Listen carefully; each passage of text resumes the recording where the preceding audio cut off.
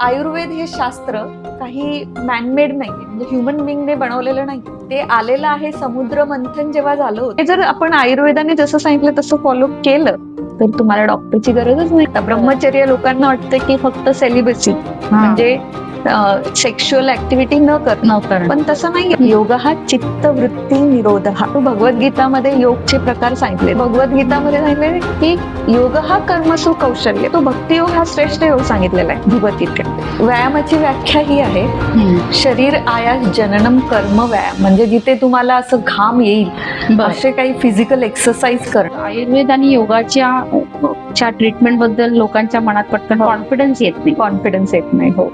तर ते कॉन्फिडन्स वाढवण्यासाठी किंवा डॉक्टर ॲलोपॅथीचे डॉक्टर आहेत त्यांनी पण ऍडवाइस करणं गरजेचं आहे असं वाटतं. सौमनस्य गर्भधारणा असं म्हणतात, म्हणजे जे दोघं पण काम कंपोज स्ट्रेस फ्री असतील आणि मग तुम्ही ती ऍक्ट ऑफ कॉप्युलेशन केली तर मग जो तुम्ही इन्व्होक करणारे जो सोल, जो आत्मा, जो तुमची एनर्जी तुम्ही युनिव्हर्सला दिलेली आहे, मग तो एक जीव येणार. मग जनरली योगात सर्व शिकवतात. मग प्रेग्नन्सी योग कसा डिफरन्स वेगळा आहे.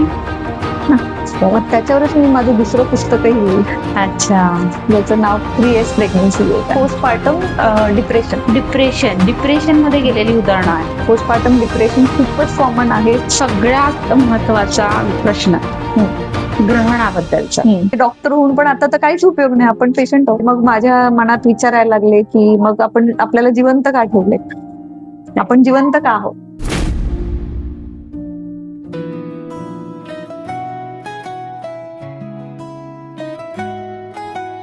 नमस्कार मंडळी, क्रिएटिव्ह कुटुंबामध्ये तुमचं खूप मनापासून स्वागत आहे. आपल्या चॅनलवरती आपण नेहमीच क्रिएटिव्ह गोष्टी घेत आलो आहोत. तर मला सांगा, या जगामध्ये सर्वात मोठी आणि सुंदर असं क्रिएशन कोणतं बरं आहे?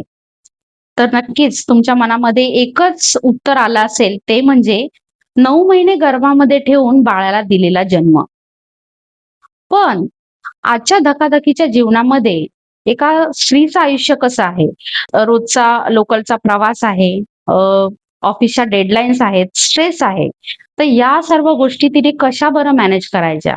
या सर्व प्रश्नांची प्रॅक्टिकल उत्तरं घेऊन आज आपल्या चॅनलवरती उपस्थित आहेत AYG अकॅडमीच्या संस्थापक प्रसिद्ध डॉक्टर नूतन पाखरे. नमस्कार ताई. नमस्कार सर. तुमचं आमच्या चॅनलवरती खूप खूप स्वागत आहे. तर आम्हाला सर्वप्रथम या संपूर्ण प्रवासाबद्दल थोडीशी माहिती द्या. सगळ्यात आधी तर थँक्यू सो मच की या तुमच्या क्रिएटिव्ह कुटुंब या चॅनलवर तुम्ही बोलवलं आणि मला जे माझे थॉट्स आहेत ते शेअर करायला अपॉर्च्युनिटी दिली. माझी सुरुवात, मी आयुर्वेदिक डॉक्टर आहे म्हणून माझ्या अकॅडमीचं नाव AYG, कारण पहिला A हा आयुर्वेदिकचा आहे. अच्छा, आयुर्वेदचा आहे. आणि वाय योगचा आणि जी गर्भसंस्कार. बर, खूप सुंदर नाव ठेवलेलं आहे. आणि म्हणजे लोकांना असं सिक्रेटिव्ह वाटतं ते, हो की नाही, AYG म्हटलं की. आणि खरंच पण त्याच्यामध्ये मोठा अर्थ लपलेला आहे. तर आपण क्रिएशन बद्दल आता बोललो की बाळाचा जन्म किंवा काय, तर त्याच्यामध्ये गर्भसंस्कार म्हणजे अगदीच कोणी त्याच्या जवळ जात नाही किंवा लोकांच्या फॅमिलियर नाहीये ते जास्त करून योगासनं वगैरे केली जातात. पण तुम्ही याचा सुरेख संगम केलेला आहे, त्याबद्दल तुमचं सर्वप्रथम अभिनंदन. थँक्यू. तर ताई, तुम्ही आम्हाला सांगा की म्हणजे AYG, आता तुम्ही सांगितलं ह्याचं मूळ काय आहे ते, तर आयुर्वेद आणि योग, तर ह्याच्याबद्दल थोडंसं आमच्याशी माहिती शेअर करा तुम्ही. तर आयुर्वेद आणि योग हे आपले भारतीय संस्कृती आणि परंपरा आणि सायन्स, आणि आज आपण बघतोय की ह्या दोन्ही सायन्सला खूप गव्हर्नमेंटनेही सपोर्ट केलेला आहे. आत्ताच आपण योगा डे सेलिब्रेट केला. असं, हो ना, बरोबर, अगदीच झाला. आणि आयुर्वेदाला पण खूप आता आयुष मिनिस्ट्री जे आपल्याला सपोर्ट करते डॉक्टरांना वगैरे, तर खरंच मला खूप अभिमान वाटतोय आयुर्वेदिक डॉक्टरचा. आणि गर्भसंस्कार, आता माझी हीच इच्छा आहे की जसं आयुर्वेद आणि योगाला जसं खूप सपोर्ट मिळालाय, तसं गर्भसंस्कार ही पण एक आपली भारताची परंपरा आहे, सायन्स आहे. तर तेही त्याच्यासाठीही प्रचार आणि प्रसार करण्याची खूप गरज आहे. बरोबर आहे. तर ह्या तिन्ही गोष्टी मी एका अकॅडमीच्या अंडर एक कोर्स म्हणा किंवा कन्सल्टेशन म्हणा, या थ्रू मी तेच काम करते. बरोबर आहे. अगदीच म्हणजे ही दुर्मिळ गोष्ट आहे. कारण गर्भसंस्काराचा लगेच विचार मनात येत नाही. संस्कार होतात ते बाळ जन्माला आल्यानंतर हो. आपल्या रोजच्या जीवनामध्ये ऑब्झर्वेशन करून मूल जे शिकतं तेच त्याच्यावरती संस्कार होत असतात. पण गर्भामध्ये बाळ असताना त्याच्यावरती कसे संस्कार केले जातील ह्याचं प्रशिक्षण तुम्ही देत आहात. तर आयुर्वेदामध्ये काही गैरसमज, काही समज आहेत समाजामध्ये. तर बऱ्याचदा असं आहे की आयुर्वेद म्हणजे नक्कीच ते असं सायन्स आहे की लोकं पटकन ते आचरणात आणायला मागत नाहीत बऱ्याचदा. तर त्याबद्दल तुमचं काय मत आहे? आयुर्वेद म्हणजे नेमकं काय? तर आयु प्लस वेद असे 2 ह्याच्यामध्ये आपण स्प्लिट केले वर्ड्स हे.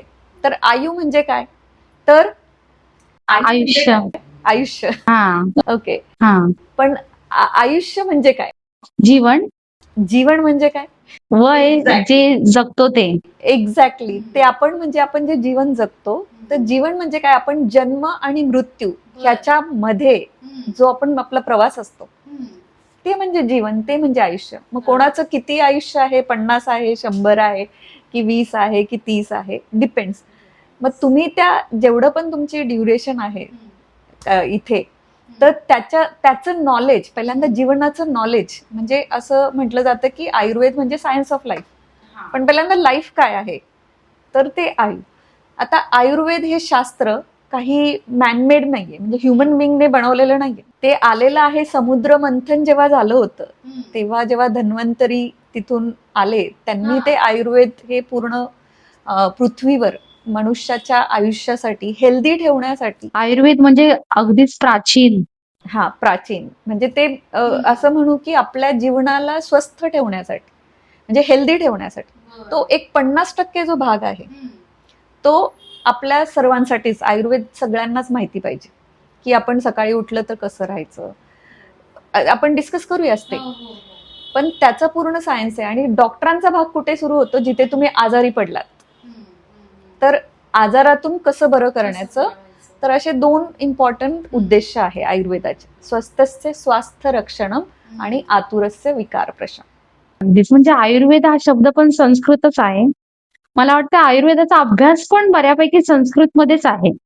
हो, आमचे चरक, सुश्रुत, अष्टांग हृदय असे जे पुस्तकं आहेत, जे आम्ही स्टडी केलेलं, तर संस्कृतमध्ये आहे. आणि ती लँग्वेज तुला माहितीये की ऍज अ टीचर पण तुला माहितीये की किती डिसअपेअर झाली, शिकत नाही लोक. पण आपलं खूप सारे शास्त्र जे इंडियाचे आहेत ते सगळे आपल्या संस्कृत लँग्वेज. आज लोक विटॅमिन टॅबलेट्स वरती हजारो रुपये खर्च करतात. म्हणजे हे विटॅमिन कमी आहे किंवा ते विटॅमिन कमी आहे तुमच्यामध्ये, याच्यावरती भरपूर खर्च होतात. पण आपल्या स्वयंपाकघरात औषधं आहेत असं आयुर्वेद सांगतो. हे खरं आहे की खोटं? जसं हळद म्हणा किंवा खोकला झाला तर आपण काय करतो की अद्रकचा चहा करूया आपण. तर घरात आलं पण असतं है ना, किंवा जिरे, मोहरी, हे स्पायसेस, ह्या सगळ्या गोष्टी आयुर्वेदातूनच तर आलेल्या आहेत. आलेले आहेत. बरोबर. आता म्हणजे विटॅमिन टॅबलेट म्हणजे कसं, आयर्न टॅबलेट्स घ्या किंवा काही तुमच्यामध्ये डेफिशियन्सी आहे. D3 वगैरेचा आजकाल खूप आहे. तर आयुर्वेद ह्याच्यामध्ये कसं काही सपोर्ट करू शकतो? आयुर्वेद ह्याच्यामध्ये सांगतं, जर तुमचा आहार बरोबर असेल तर तुम्हाला ह्या सर्व सप्लिमेंटची जास्त काही गरज लागणार नाही. कारण की आपल्या आहारामध्ये सगळे सप्लिमेंट्स असतात. जसं आता तू व्हिटॅमिन डी म्हणाल, तर ते आपल्याला ड्रमस्टिक मध्ये एवढं व्हिटॅमिन डी आणि कॅल्शियम महत्वाचं, ते सगळं आहे ड्रमस्टिक म्हणून. आपण हो, शेवग्याचे शेंग. हो, शेवगा आपण खाल्ला तर त्याच्यामध्ये आपल्याला मिळणार कॅल्शियम. आता इमॅजिन कर की सप्लिमेंट खाताय, कॅल्शियमच्या गोळ्या खाताय, व्हिटॅमिन डी, तरी पण आयर्न सप्लिमेंट्स पण आहे. आयर्न, की आयर्न, आता बीटरूट खा, पालकची भाजी खा, त्याच्यामध्ये तर आयर्न मिळतं ना. तर ते खाल्लं तर ते तुम्हाला डायजेशन तुमचं चांगलं पाहिजे. तुम्ही भाज्या खा किंवा तुम्ही सप्लिमेंट खा, जर डायजेशन नसेल तर कशाचाच उपयोग नाही म्हणून. म्हणजे ताई, आयुर्वेद म्हणजे फक्त घरगुती उपाय असं आहे का? असं नक्कीच नाहीये, कारण हम्म. की असं असतं तर मग सगळ्यांनी घरातच उपाय केले असते. हो. आयुर्वेद डॉक्टरांची गरजच नसते. तर आयुर्वेद हा पूर्ण एक सायन्स आहे. ओके. त्याच्यामध्ये जसं मी सांगितलं, की आयुर्वेदाचं 2 उद्देश आहे. जसं तुम्हाला जर तुम्ही हेल्दी आहात. आता आयुर्वेदमध्ये हे सांगितलेलं आहे, की सकाळपासून रात्रीपर्यंत तुम्हाला तुमची दिनचर्या कशी ठेवायची. सकाळी किती वाजता उठायचं, उठल्यानंतर कसे दात घासायचे आणि दात घासताना तुम्ही काय विचार करताय, काय प्रेझेंट करायला? आहात का? हे सगळं आणि त्याच्यानंतर तुम्ही नाश्ता कधी करताय, बरोबर. जेवण वेळ कधी वेळ पण महत्वाची आहे. एक्झॅक्टली किती वाजता खाताय, मग तुम्ही त्याच्यानंतर काम करताय, त्याच्यानंतर आल्यानंतर काय करता, तर ही पूर्ण दिनचर्या. तर हे जर आपण आयुर्वेदाने जसं सांगितलं तसं फॉलो केलं, तर तुम्हाला डॉक्टरची गरजच नाहीये. पण म्हणजे आयुर्वेदामध्ये ह्या सगळ्या गोष्टी आधीच सांगितले सांगून ठेवलेल्या आहेत.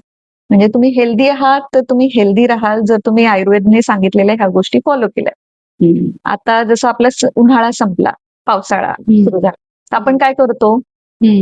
आपण जे कॉटनचे कपडे वापरत होतो, आता आपण काय करतो? सिल्कचे. अडॅप्ट करतो गोष्टी. तर ते सीझनल चेंज, मग ह्याला म्हणतात ऋतुचर्या. बरोबर. अगोदर आपण दिनचर्या, तर आपली दिनचर्या सीझनच्या अनुसार चेंज झाली. हो. आणि मग ते चेंज होताना आपण ते किती इझिली अडॉप्ट करतो. बरोबर. मग त्यासाठी आपल्याला थोडासा प्रयत्न करावा लागतो.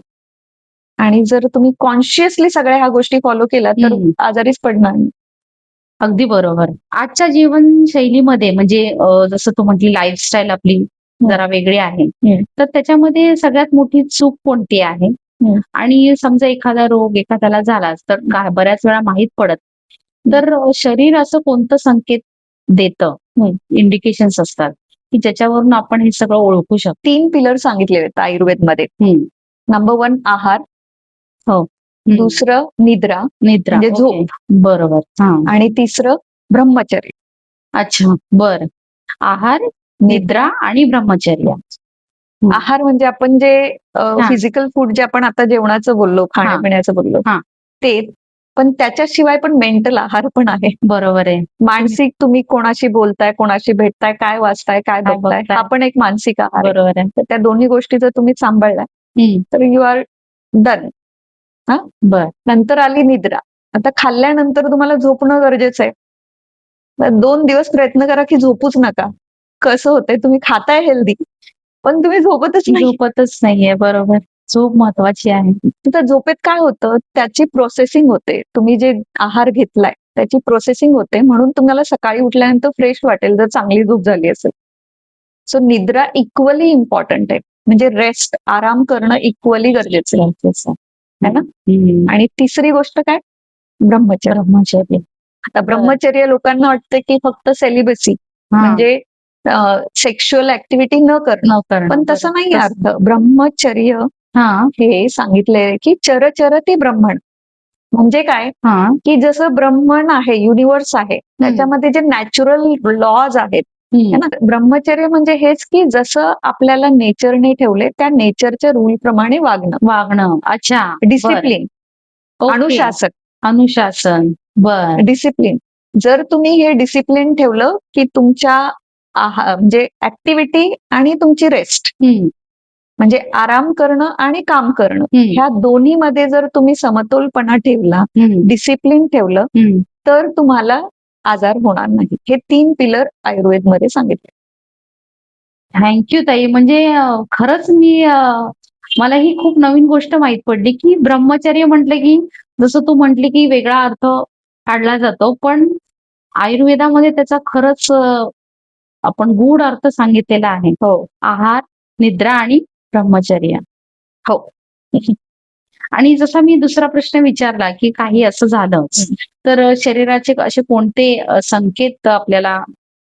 तर आता जर झोप नाही झाली, जसं मी म्हणाले, की तुमचं कॉन्सन्ट्रेशन नाही लागणार, डायजेशन होणार नाही, ऍसिडिटी होणार, गॅस ट्रबल होणार, कामाला चाललंय पण तुमचं लक्ष नाही लागणार, प्रोडक्टिव्हिटी मध्ये तुम्हाला फरक पडेल आणि हेडेक म्हणजे डोकं दुखणं, हे सगळे काय आहेत? हे तुम्हाला इंडिकेशनच देतात. म्हणजे तुमचं शरीर तुमच्याशी बोलतं की माझ्याकडे लक्ष द्या, काहीतरी इम्बॅलन्स झालं. बरोबर. असं. किंवा कधी कधी थोड्या प्रमाणात स्ट्रेस तुम्हाला कामाला लावतो, पण तो जास्त झाला तर काय होतं झोप पण लागत नाही आपल्याला. झोप न लागण्याचे कारण पण हेच आहे, चिंता. बरोबर आहे. मग ह्या गोष्टी म्हणजे हे इंडिकेशन आहेत. तुम्हाला झोप नाही लागत म्हणजे काहीतरी तुम्ही इम्बॅलन्स केलं. तुम्हाला भूक नाही लागत म्हणजे काहीतरी इंडिकेशन. भूक पण लागत नाही कोणाला, बरोबर आहे. है ना? किंवा जास्त कोणाला भूक लागते, इरिटेशन होतं, चिडचिड होते, राग येतो, भांडणं करतात, है ना? हे सगळं कशाचे? हे ऍक्च्युली काहीतरी बिघडले आत्म्यात. आयदर तुमच्या शरीरामध्ये किंवा तुमच्या मनामध्ये. हे सगळे बॅलन्स ठेवले. फरक जाणवतो आपल्याला. आपण गर्भसंस्कार बद्दल बोलणार आहोत, बाळाच्या जन्माबद्दल पण बोलणार आहोत. तर त्याच्यामध्ये लेडीजला, स्त्रियांना हा त्रास जाणवतो सुरुवातीच्या काळात. तर त्याच्याबद्दल तू काय सांगशील? काय उपाय आहेत? आता बघ, प्रेग्नेन्सीमध्ये उपाय आणि जनरल ऍसिडिटी मध्ये उपाय हे दोन्ही वेगळे आहेत.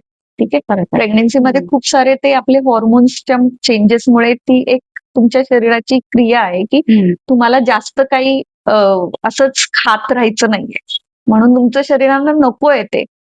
आणि जेव्हा तुम्हाला नॉशिया, व्हॉमिटिंग देतील तेव्हा तुम्ही आपोआपच नाही खाणार. तर म्हणून शरीर ते क्रिएशन चालू आहे बाळाचं. अच्छा. तेव्हा सांगतंय की नका, काही गरज नाहीये, मी करतोय सगळं काम, आतमध्ये होतंय का. म्हणून ती एक नॅचरली क्रिया आहे आणि त्याच्यामुळे एक हॉर्मोन येतो HCG म्हणून, human chorionic gonadotropin hormone. Scientific आहे, पण एनिवेज त्याच्यामुळे तुमची बॉडी तुम्हाला सांगते की तुम्ही आराम करा, तुम्ही जास्त काही खाऊ नका. आता आपण बोलूया की ज्यांना जनरल ऍसिडिटी आहे, तर आता ऍसिडिटीचं कारण काय? रात्री न झोपल्यामुळे आहे का? तुम्ही काही बाहेर खाल्लंय, तिखट खाल्लंय, तेलकट खाल्लंय, स्पायसी खाल्लंय, किंवा तुमची प्रकृती पित्त आहे का? त्याच्यानुसार पण आहे की प्रत्येक माणूस वेगळा आहे आणि प्रत्येक माणसाची ऍसिडिटी किंवा दुसरे कुठलाही आजार तोही वेगळा आहे. बरोबर. तर जेव्हाही आजार होतो तर माझं रेकमेंडेशन हेच आहे की तुम्ही पहिल्यांदा डॉक्टरकडे जाऊन चेक करा की कारण काय. घरच्या घरी उपाय म्हटलीस तर मी सांगेन की दूध घे, कारण दूध काय कफ वाढवणार, मग पित्त कमी होतं. किंवा झोप घे, आराम कर, स्पायसी नको खाऊस, हे मी सांगणार. आता आपण विहारकडे वळूया, म्हणजेच योग. आहार, आयुर्वेदाबद्दल आपण बोललो. आता आपण विहारबद्दल बोलूया. योग म्हणजे नेमकं काय? आता योग म्हणजे नेमकं काय असतं हा एक प्रश्न खूप जण सांगतात आपल्या मीडियामध्ये की योग म्हणजे जॉईन करणं, जुळणं, है ना, एकत्र येणं. तर सगळ्यांना वाटतं, एकच अर्थ पकडतात सगळे सोशल मीडियामुळे की योग म्हणजे मॅट टाका आणि आसनं करा. योगासन म्हणजे योग आहे. पण योग ऍक्च्युली आचार्य पतंजली यांनी खूप छान सूत्र सांगितलेलं आहे योगाचं. पतंजली योगसूत्र. योग हा चित्तवृत्ती निरोध. तर काय हे योग हा चित्तवृत्ती? चित्त म्हणजे काय? तुलाच विचारते, तुझं काय समज आहे? चित्त म्हणजे मन. आणि फक्त मनच? आपण काय विचार करतो ते. तर चित्ताचा अर्थ असा आहे, मन, बुद्धी आणि अहंकार तिन्ही गोष्टीचा जो संगम आहे ते चित्त आहे. मग आता चित्त वृत्ती निरोध. वृत्ती म्हणजे काय? की फ्लक्च्युएशन. जसं तू इमॅजिन कर की तू तळ्याकाठी बसले आणि ते तळ जे आहे संथ पाणी आहे. तर ते संथ पाणी असल्यामुळे तुला काय होणार की जो डेप्थ आहे त्या पाण्याचा, त्याचं खोलवर जे आहे ते ट्रान्सपरंट तुला दिसणार जर ते पाणी स्वच्छ असेल तर. बरोबर. तेच तू जर असं पाणी फ्लोईंग असेल किंवा त्याच्यावर खूप असं शेवाळ जमलं असेल तर आतलं बघेल, दिसेल का? नाही दिसणार. तर मग योग काय करतं की ते जे आपलं पण मन, बुद्धी, अहंकार ह्या ज्या गोष्टी आहेत, ते आपल्याला माहिती नाही की तिथे शेवाळ जमलंय की तिथे काही फ्लोईंग आहे. आणि आपल्या थॉट्स तर एवढे आहेत. तुला माहितीये का पर डे ला आपण किती विचार करतो? किती सांग बरं, किती थॉट्स? नाही, खूपच असतील, हजारो लाखोच्या संख्येत तरी असतील. जवळपास 60 ते 70,000 आपले विचार असतात. आणि गंमत ही आहे की आपल्याला माहितीच नाही आपण काय करतो ते, है ना. तर हे फ्लक्च्युएशन म्हणजे वृत्ती म्हणजे ते अनेक विचार, एक विचार आणि त्याच्या अराउंड अनेक विचार, वृत्ती. लेयर्स. जसं आता तू बसली आणि तो त्या तळात दगड टाकला, समजा संत पाण्यामध्ये दगड टाकले, तुला आतापर्यंत दिसत होतं खोलवर काय, दगड टाकल्यामुळे काय झालं, वलय निर्माण झालं. बरोबर. हो. तर त्या वलयच्यामुळे ते डिस्टर्बन्स झालं ना. हो. तसंच आपल्या मनामध्ये, बुद्धीमध्ये आणि अहंकारामध्ये वलय निर्माण. तर योग काय करतं, चित्तवृत्ती निरोध. निरोध म्हणजे काय, की रेग्युलेशन, की ह्या सगळ्यातून तुम्ही पुन्हा रिव्हर्स या, इंटरनल या. तुमचे जे विचार इनवर्ड जाऊ द्या, बाहेर नको, भटकू नका तुम्ही सेंटरला या. सेंटरला या. आणि जेव्हा तुम्ही सेंटर आणि अवेअर होता या गोष्टीबद्दल, आणि मग ते कसं करायचं त्याची सगळी प्रोसेस योगमध्ये म्हणजे योग. योगामध्ये ज्या 8 पायऱ्या आहेत त्या सर्वात प्रथम तर यम आणि नियम. यम म्हणजे 5 तुमचे सोशल कंडक्ट. तुम्ही जेव्हा एकमेकांना भेटता, काय बाहेर जाता, तर तुमचे सोशल कंडक्ट आहे, तुमचं बिहेवियर कसं आहे इतरांशी, त्यासाठी त्यांनी 5 नियम सांगितले, रूल सांगितले. आणि नियम हे आहे की तुम्ही पर्सनली, म्हणजे कोणीच आपल्याला बघत नाहीये, ठीक आहे, मग तुम्ही कसे वागता स्वतःशी. बरं. हा. म्हणजे तुम्ही क्लीन राहता का, त्याचा एक पार्ट, की तुम्ही क्लेनलीनेस ठेवा, है ना. तुम्ही संतुष्ट राहा, है ना. तुम्ही जास्त जमा नका करू गोष्टी, है ना. आपण कसं खूप जमा करत ठेवतो.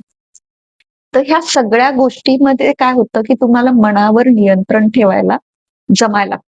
जेव्हा तुम्ही मन, शरीर ह्याच्यावर नियंत्रण ठेवलं आणि अवेअर असाल, तेव्हा मग तुम्ही एलिजिबल होता पुढचा तिसरा पार्ट, जो आसन लोक म्हणतात ते. तर यम, नियम, आसन. नंतर आसनाने काय करतो, आपण फिजिकल बॉडीवर नियंत्रण आणतो आणि त्याच्याद्वारे आपण मनावर नियंत्रण आणतो. बरं. म्हणजे आधी फिजिकल बॉडीवरती नियंत्रण आणून मग मनावरती नियंत्रण आणून. आचार्य पतंजली म्हणतात की मनावर स्थिरता आणा, स्थिर सुखम आसन. त्याची डेफिनेशन. आता किती 3 झाले, चौथं त्याच्यामध्ये काय, प्राणायाम. प्राणायाम म्हणजे श्वासावर नियंत्रण ठेवा. आता शरीरावर आलं आणि कठीण वाटतं, मग श्वासावर नियंत्रण, म्हणजे जो श्वास कसा चाललाय, जस्ट आता जर डोळे बंद करून just breathe in, breathe out, असं जरी 10 मिनिट, किंवा चल 10 मिनिट नको, 1 मिनिट करा, एकच मिनिटांनी सुरुवात. आणि मग बघा तुम्हाला लगेच शांत वाटेल. तर का, कारण की ब्रेथ जो आहे, श्वास जो आहे, तो शरीर आणि मनाला जोडणारा एक ब्रिज समजू शकतो. त्याच्यानंतर आपल्याला अजून कोण भटकवतं बाहेर, मी तुझाच इंटरव्ह्यू घेते, सॉरी, पण तुम्ही पण सांगा, प्रेक्षकांनाही विचारते, कोण भटकवतं, इंद्रिय. हा, बरोबर. डिस्ट्रॅक्शन्स, है ना. म्हणजे आपले जे हे 2 डोळे आहेत, काय ऐकतो, बघतो, बरोबर आहे, हे सगळे आपल्याला बाहेरच बघायला वाटतं, आतमध्ये काही लक्षच नाही. मग 5वा जो प्रकार आहे, पायरी आहे, ती प्रत्याहार आहे. मग प्रत्याहार म्हणजे काय, तर जो इंद्रिय तुमचे बाहेरचा आहार घेताय, बाहेरचा न घेता डोळे बंद करा, इंटरनल आवाज ऐका, स्वतःकडे फील करा, है ना, ते म्हणजे प्रत्याहार. आता तुमचं हे कंट्रोल आले. 5 पायऱ्यांमध्ये काय होतं, की तुम्ही खूप स्वतःवर इनवर्ड, आणि तुम्हाला कळतं की कुठे लक्ष द्यायचंय, बाहेर नाही, आतमध्ये. मग तुम्ही तयार होता नेक्स्ट जो अंतरंग योग आहे, धारणा, ध्यान आणि समाधी. धारणा. तर धारणा म्हणजे काय, तर फोकस. म्हणजे आपण सगळ्यांना अभ्यासावर लक्ष द्या, फोकस करा, फोकस करा. त्यासाठी मग एक ऑब्जेक्टवर लक्ष देणं सतत, जास्त वेळ, तर धारणा. पण त्याची पण प्रॅक्टिस केल्यानंतर तुम्हाला रिझल्ट कळेल. ती गोष्ट वाढायला लागते जिथे लक्ष देत. ठीक आहे. मग येतं ते जेव्हा तुम्ही खूप धारणा कराल, त्याच्यानंतर ध्यान लागतं, म्हणजे मेडिटेशन होतं. आणि समाधी तर त्याच्यानंतरची गोष्ट, पण निदान एवढं तरी आपण करूया. तर थोडक्यात काय, यम, नियम, आसन, प्राणायाम, प्रत्याहार, धारणा, ध्यान, समाधी, हे 8 अंग आहेत. किंवा 8 पायऱ्या आहेत. छान, मस्त. मग आता जे योगासन वगैरे घेतले जातात किंवा क्लासेस घेतले जातात, योगासन इन्फ्लुएन्सर आहेत, तर त्याच्यामध्ये या सगळ्या 8 पायऱ्यांचा समावेश होतो का? आता तू तर बघतेस इंस्टाग्रामवर काय दाखवतात, सगळे नुसते आसनच शरीराचाच भाग दाखवतात. सांगतात प्राणायाम पण सांगतात, मेडिटेशन पण सांगतायत, पण हे सगळं बघून तुम्ही फक्त टेम्पररी इन्फ्लुएन्स होऊन एकाच भागाकडे जास्त लक्ष देत किंवा लोकांना असा गैरसमज झालाय याच्यामुळेच की योग म्हणजे मॅट टाका आणि त्याच्यावर हातपाय हलवा, जे टीचर सांगतील किंवा बघून. आजकाल ताई म्हणजे पॉवर योगा वगैरे पण शब्द मी ऐकलेले आहेत. म्हणजे वेट लॉस करण्यासंदर्भात वगैरे पण योगासनांचा वापर म्हणजे योगा क्लासेस वगैरे जॉईन केले जातात. तर त्याबद्दल तुमचं काय मत आहे? असे योगचे ना जे मी सांगितले ते सोडून बाकी सगळे जे प्रकार आहेत ते एकदम पॉप्युलर आहेत. पॉवर योग म्हण, विक्रम योग म्हण, हॉट योग म्हण, डॉग योग म्हण, एअर योग, सगळ्या प्रकारचे एरियल वगैरे हे सगळे व्हेरिएशन्स आता ते ऍक्च्युली डायल्यूट झालंय. योग पण डायल्यूट व्हायला लागले. नाही म्हणजे ते पण जे आता प्रकार तुम्ही जे सांगितले ते सगळे योगाचेच भाग आहेत. योगाचे भाग मी जे सांगितले ते एवढेच आहेत. किंवा आपण म्हणू भगवद्गीतामध्ये योगचे प्रकार सांगितले, जसं हे एक अष्टांग योग मी जे सांगितलं पतंजली ऋषीने सांगितलेले 8 पायऱ्या. दुसरा आहे कर्मयोग. म्हणजे कर्म, आता आपण जन्म झाल्यापासून आपण कर्माला तर आपण काही वंचित राहू शकत नाही, कर्म चालूच आहेत. बरं, भगवद्गीतामध्ये सांगितले की योग हा कर्मसु कौशल्य. म्हणजे तुम्ही जर जे काम करताय ते स्किलफुली करताय म्हणजे तुम्ही योग करताय. वा, ठीक आहे, तो कर्मयोग झाला. अजून एक प्रकार सांगितलाय भक्तियोग. आई मुलाला 9 महिने जेव्हा नर्चर करत असते, पूर्ण त्याच्या पोषणसाठी स्वतःची काळजी, बाळाची काळजी, किंवा झाल्यानंतरही ते एक भक्तीच आहे ना. बरोबर. किंवा मूल आईचं जे रिलेशन आहे ते भक्ती आहे, डिवोशन आहे. तो भक्तियोग हा श्रेष्ठ योग सांगितलेला आहे भगवद्गीतेत. हे ऍक्च्युली प्रकार आहेत योगचे. आणि हे जे विक्रम, हे योग आणि तू म्हणाली पॉवर योग, हे सगळे आता लोक करायला लागलेत, पण त्याचं ते एक्सटेंडेड आणि काय त्याला म्हणतात डायल्युशन झालेलं सगळं. तर मला वाटतं की आपल्या जे शास्त्रानुसार जो योग सांगितलाय त्याच्यावर जर लक्ष दिलं आणि तेच जर प्रसार केला तर उत्तम होईल.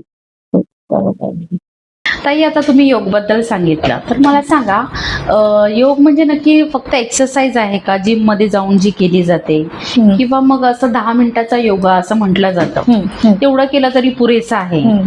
तर ह्या नक्की काय गोष्टी आहेत? व्यायामाची व्याख्या ही आहे, शरीर आयास जननम कर्म व्यायाम. म्हणजे जिथे तुम्हाला असं घाम येईल असे काही फिजिकल एक्सरसाइज करणं, आणि तेही करणं गरजेचं आहे. म्हणजे जिम मध्ये कसं कार्डिओ करा किंवा वेट लिफ्टिंग करा, अशा गोष्टी असतात, त्याच्यामुळे त्याच्याकडे जास्त फ्लो आहे लोकांचा. हो. तर आणि योगाचं म्हटलं की फक्त 10 मिनिटाचा योगा असं होतंय. तसं नाही, तर तुम्ही दोन्हीकडे योग्य असं म्हणजे तुम्ही व्यवस्थित टाइम देऊन केलं पाहिजे. कारण योग मध्ये आपलं होलिस्टिक केअर होते, म्हणजे तुमचं शरीर, मन, आत्मा, बरोबर आहे, ह्या सगळ्या गोष्टींचं एकत्र आणून तुम्हाला शांत पीसफुल करण्यासाठी उपयोग होतो. आणि दोन्ही गोष्टी गरजेच्या आहेत, दोन्हीचंही महत्व आहे, तेवढंच महत्व आहे. हो, म्हणजे योगा पण करायला हवा. येस, करायलाच पाहिजे. तू एक सिंपल आसन घे, वृक्षासन घेऊया. ठीक आहे, केलंय तू वृक्षासन? वृक्षासन मध्ये जसं दोन्ही हात जोडतात, आणि ताडासन का नाही, ताडासन मध्ये समोर घेऊन हात वरती करणं आणि टोज वर उभं राहणं, ते ताडासन. वृक्षासन मध्ये तुम्ही जेव्हा एका पायावर उभं राहता, एका पायावर उभं राहून हात वरती करणं, झाडासारखं. माहितीये. हो. आसन आपण सगळी करतोच, पण त्याची प्रत्येकाची नावं आहेत संस्कृत मध्ये. संस्कृत लँग्वेज शिकलं तर तुम्हाला हे कर, किंवा ट्री पोज. ठीक आहे, आता तेव्हा करताना तुम्हाला एका पायावर उभं राहायचंय आणि समोर लक्ष देऊन उभं राहायचंय, आणि किती वेळ तुम्ही उभं राहू शकता. ते म्हणजे बॅलन्सिंग पूर्ण. बॅलेन्स आहे, कॉन्सन्ट्रेशन आहे आणि स्टॅमिना तुमचा आणि सगळे जॉईंट्स मसल बरोबर अलाइनमेंट मध्ये राहणं. तर त्याने काय होतं, ह्या सगळ्या गोष्टींवर काम होतं. म्हणजे आयसोमेट्रिक कॉन्ट्रॅक्शन होतं मसलवर. तर आयसोमेट्रिक कॉन्ट्रॅक्शन मध्ये तुम्ही जसं थांबताय की जसं हात वरती करून आता तुम्हाला काही 10 काउंट पर्यंत 10, 9, 8, 7, 6 असे 1 पर्यंत येऊन तुम्ही थांबताय. मग तेव्हा काय होतं की तुमचे हात वरती 10 काउंट पर्यंत आहेत, तेव्हा जे मसलला कॉन्ट्रॅक्शन होईल त्याला आयसोमेट्रिक कॉन्ट्रॅक्शन होतं. बर, म्हणजे 10 काउंट पर्यंत जेवढे कॉन्ट्रॅक्शन होतील. फक्त 10 काउंट नाही, आता प्रत्येकाचं कदाचित सुरुवात करताना जास्त पण असू शकतं, कमी पण असू शकतं किंवा जास्त पण. असू त्याच्यानुसार शकतं. तुमची कॅपॅसिटी वाढते ते बरं. आयसोमेट्रिक. तर ते आसनामध्ये ते होतं. आता ह्याच्यात नंतर दुसरी एक आहे, एक्सरसाइज मध्ये पण काय होतं, आयसोटोनिक कॉन्ट्रॅक्शन जास्त आहे. आता ते काय? आयसोटोनिक म्हणजे जिथे तुमचा आता आपला हात असा आहे, तर तुम्ही वजन उचलण्यासाठी अँगल चेंज केला आणि तुम्ही असं वजन दोन्ही हाताने उचललं. काय झालं, तुमचा हा अँगल वरती आला आणि तुम्ही वरती हात घेत गेला दोन्ही वजन उचलून. तर काय, हा अँगल आता प्री पोज करताना पण अँगल चेंज झालाय आणि मग तुम्ही हे धरून ठेवताय वजन. तर तिथे पण आयसोटोनिक आणि आयसोमेट्रिक हे दोन्ही होतंय. पण हे जरा टेन्शन तुम्ही दुसऱ्या ऑब्जेक्टने घेताय. बरोबर. हा, हात दोन्ही याच्यामध्ये वरती होत आहेत. पण योग मध्ये काय होतं की तुम्ही दुसरा ऑब्जेक्ट नाही, तुम्ही स्वतःच हात एकमेकांना जोडताय वरती आणि तिथे थांबताय. दुसऱ्या ऑब्जेक्टची गरज पडत नाही आपल्याला. जास्त करून नाहीच पडत. पण आता हे तुम्ही एक्सटर्नल ऑब्जेक्टने तुम्ही थोडंसं प्रॉप्स घेऊन ऍड ऑन केलं त्याच्यावर, तर एक्झर्ट केलं म्हणजे आयास जननम. आयास जननम म्हणजे तुम्ही एक्झर्ट करताय स्वतःला थोडंसं एक्स्ट्रा आणि मग घाम येतो. म्हणजे थोडक्यात सगळं संस्कृतच आहे, आयुर्वेदच आहे, योगच आहे. पण आजच्या लाईफस्टाईल प्रमाणे त्याला वेगवेगळे शब्द जास्त फेमस झालेले आहेत गोष्टी. म्हणजे modern language same. Modern language English म्हटलं की आपल्याला भारी वाटतं, पण ऍक्च्युली असं नाहीये. असं नाहीये, तसं अजिबातच नाहीये. आणि ताई, आजकाल आपण म्हणजे वर्किंग वुमन बद्दल आपण बोललो, तर एका ठिकाणी बसून जास्त करून महिलांचं काम असतं. म्हणजे ऑफिस वर्किंग किंवा काय 8-9 तासांना बसावं लागतं. तर अशा वेळेस एकाच ठिकाणी म्हणजे जास्त त्यांना इथे तिथे फिरण्याची मुभा पण तेवढीच नसते.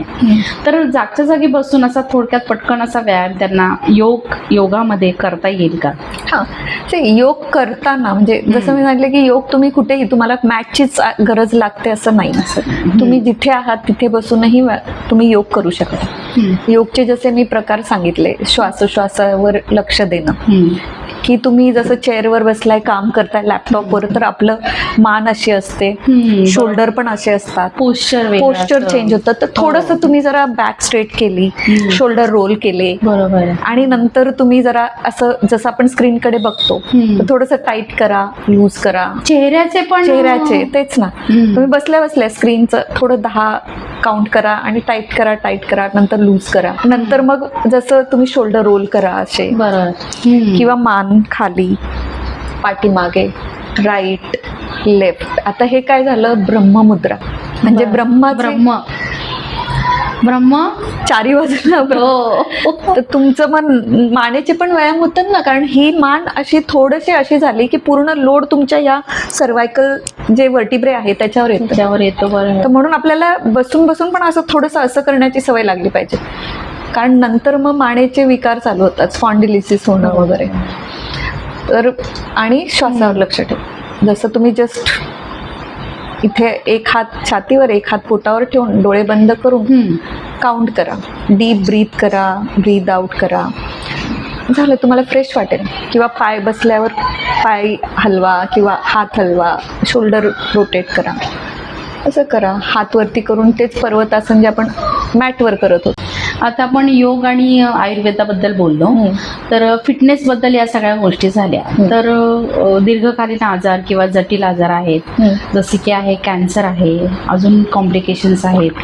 तर त्याच्यामध्ये आजारांवरती योग आणि आयुर्वेदातून उपाय असे झालेले आहेत का? तर पहिल्यांदा तर मला प्रेक्षकांना आणि तुलाही सांगावंसं वाटतं की प्रत्येक जे ही आपण बोलणार आहोत ही जनरलाइज इन्फॉर्मेशन असणार आहे. बरोबर. तर डॉक्टरांचा सल्ला सर्वांनी घ्यावा स्वतःसाठी अगदीच.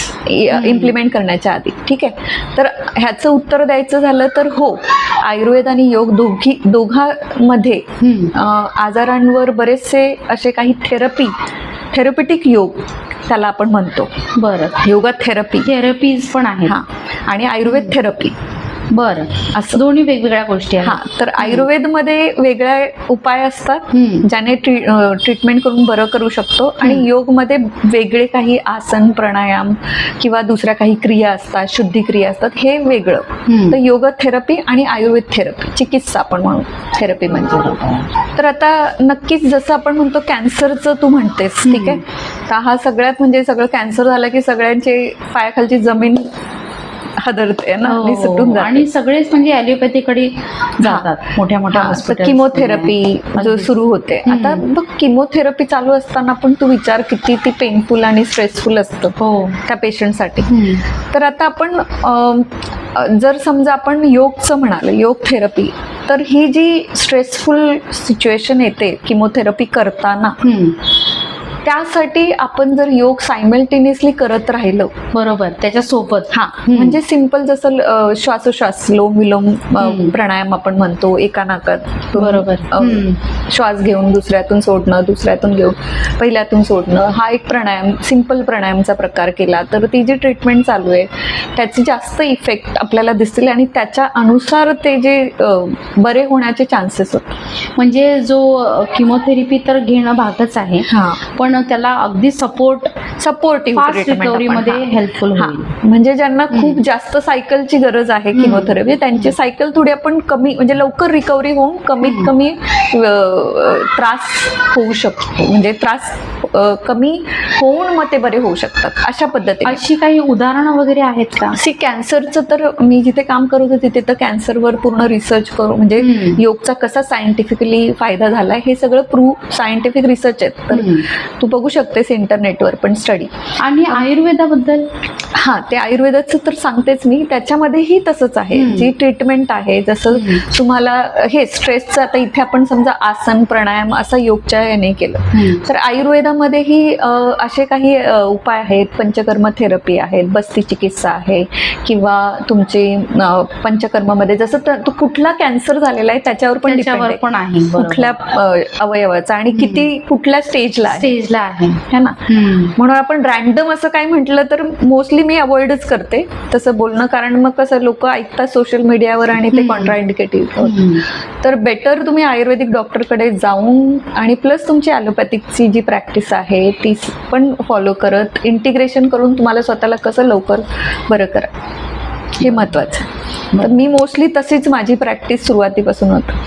आता कॅन्सर बद्दल ताई तुम्ही सांगितलं, पण हे स्त्रियांच्या कॅन्सर बद्दल, म्हणजे सर्व्हायकल आहे, ब्रेस्ट कॅन्सर आहे, किंवा त्याच्या हॉर्मोनच्या समस्या आहेत, पीसीओडी आहे, थायरॉइड आहे, त्याच्यामध्ये या गोष्टी कशा इन्व्हॉल्व्ह आहेत? तर बघ, ब्रेस्ट कॅन्सर आणि सर्व्हायकल कॅन्सर तर हा सेकंड मोस्ट लार्जेस्ट कॅन्सर स्त्रियांना होणार आहे. त्याच्यामुळे ह्याच्यामध्ये हे गरज आहे की आयुर्वेद पद्धतीने पण आणि योगाने सपोर्टिव्ह ट्रीटमेंट म्हणून होते, पण ते ज्या लेवलचं आहे, ज्या स्टेजचं आहे, तुम्हाला ॲलोपॅथिक डॉक्टर किंवा जे एक्सपर्ट आहेत त्यांना भेटणं गरजेचं आहे, आणि इंटिग्रेटिव्ह वेने आपण त्यांना सपोर्ट, स्ट्रेस जो होतो त्या ट्रीटमेंटमुळे किंवा कुठल्या लेवलचं आहे, कुठली आयुर्वेदामध्ये जसं मी म्हटलं बस्ती थेरपी आहे, किंवा डिटॉक्सिफिकेशन. कोणती थेरपी? बस्ती म्हणजे डिकॉक्शन, काढा जो बनवून, म्हणजे एक पर्टिक्युलर ज्या प्रकारचा कॅन्सर आहे त्याच्यासाठी.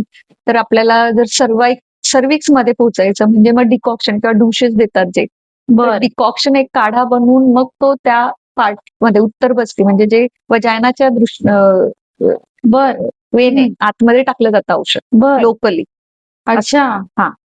तर ते पण म्हणजे जे स्त्रीरोग तज्ञ जे आयुर्वेदामध्ये आहेत त्यांच्याकडूनच, आणि कुठलं आणि कसं आणि कधी, हे सगळं त्यांच्याच ह्याने होईल. पण ती बस्ती म्हणजे ते चिकित्सा जी आपण एनल रूटने किंवा स्त्रियांमध्ये वजायनल रूटने जर आपल्याला ह्या सगळ्या पार्टसाठी जर पोहोचायचं असेल तर हा एक रस्ता आहे औषध पोहोचवण्याचा. त्याने करून तिकडची लोकल जी प्रॉब्लेम आहे ते रिझॉल्व्ह करण्यासाठी असेल. आणि पीसीओडी वगैरे हॉर्मोनलच्या ज्या समस्या आहेत त्या तर ह्या सगळ्या हॉर्मोन इम्बॅलन्स आता ते कधीपासून झालेले आहे आणि त्या पीसीओडी जसं पाळी येत नाही मुलींना, पीसीओडीचं इरेग्युलर जे पिरियड्स असणं किंवा तुमचं हर्स्युटिझम म्हणजे केस येतात चीनवर किंवा बरं मुस्टॅचसारखं मुलांसारखं टेस्टोस्टेरॉन हॉर्मोन वाढला जातो तो. हो तर ह्यामुळे मग ते कसं पुढे जाऊन ह्याला प्रॉब्लेम येतो म्हणजे फर्टिलिटीला.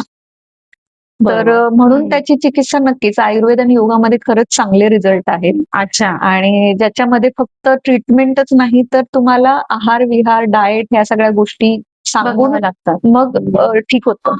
तर माझ्या पर्सनल प्रॅक्टिसमध्ये तर भरपूर केसमध्ये म्हणजे फायदा झालेला आहे आणि त्याच्यामुळे जे डिफिकल्टी होतं ती कन्सीव्ह करण्यासाठी, कारण हे एक कारण आहे. लग्नानंतर जेव्हा बाळाचा प्रयत्न केला जातो तेव्हा मग हे एक फक्त या कारणामुळे बाळ होत नाही आणि मग त्याच्यामुळे स्ट्रेस होतो.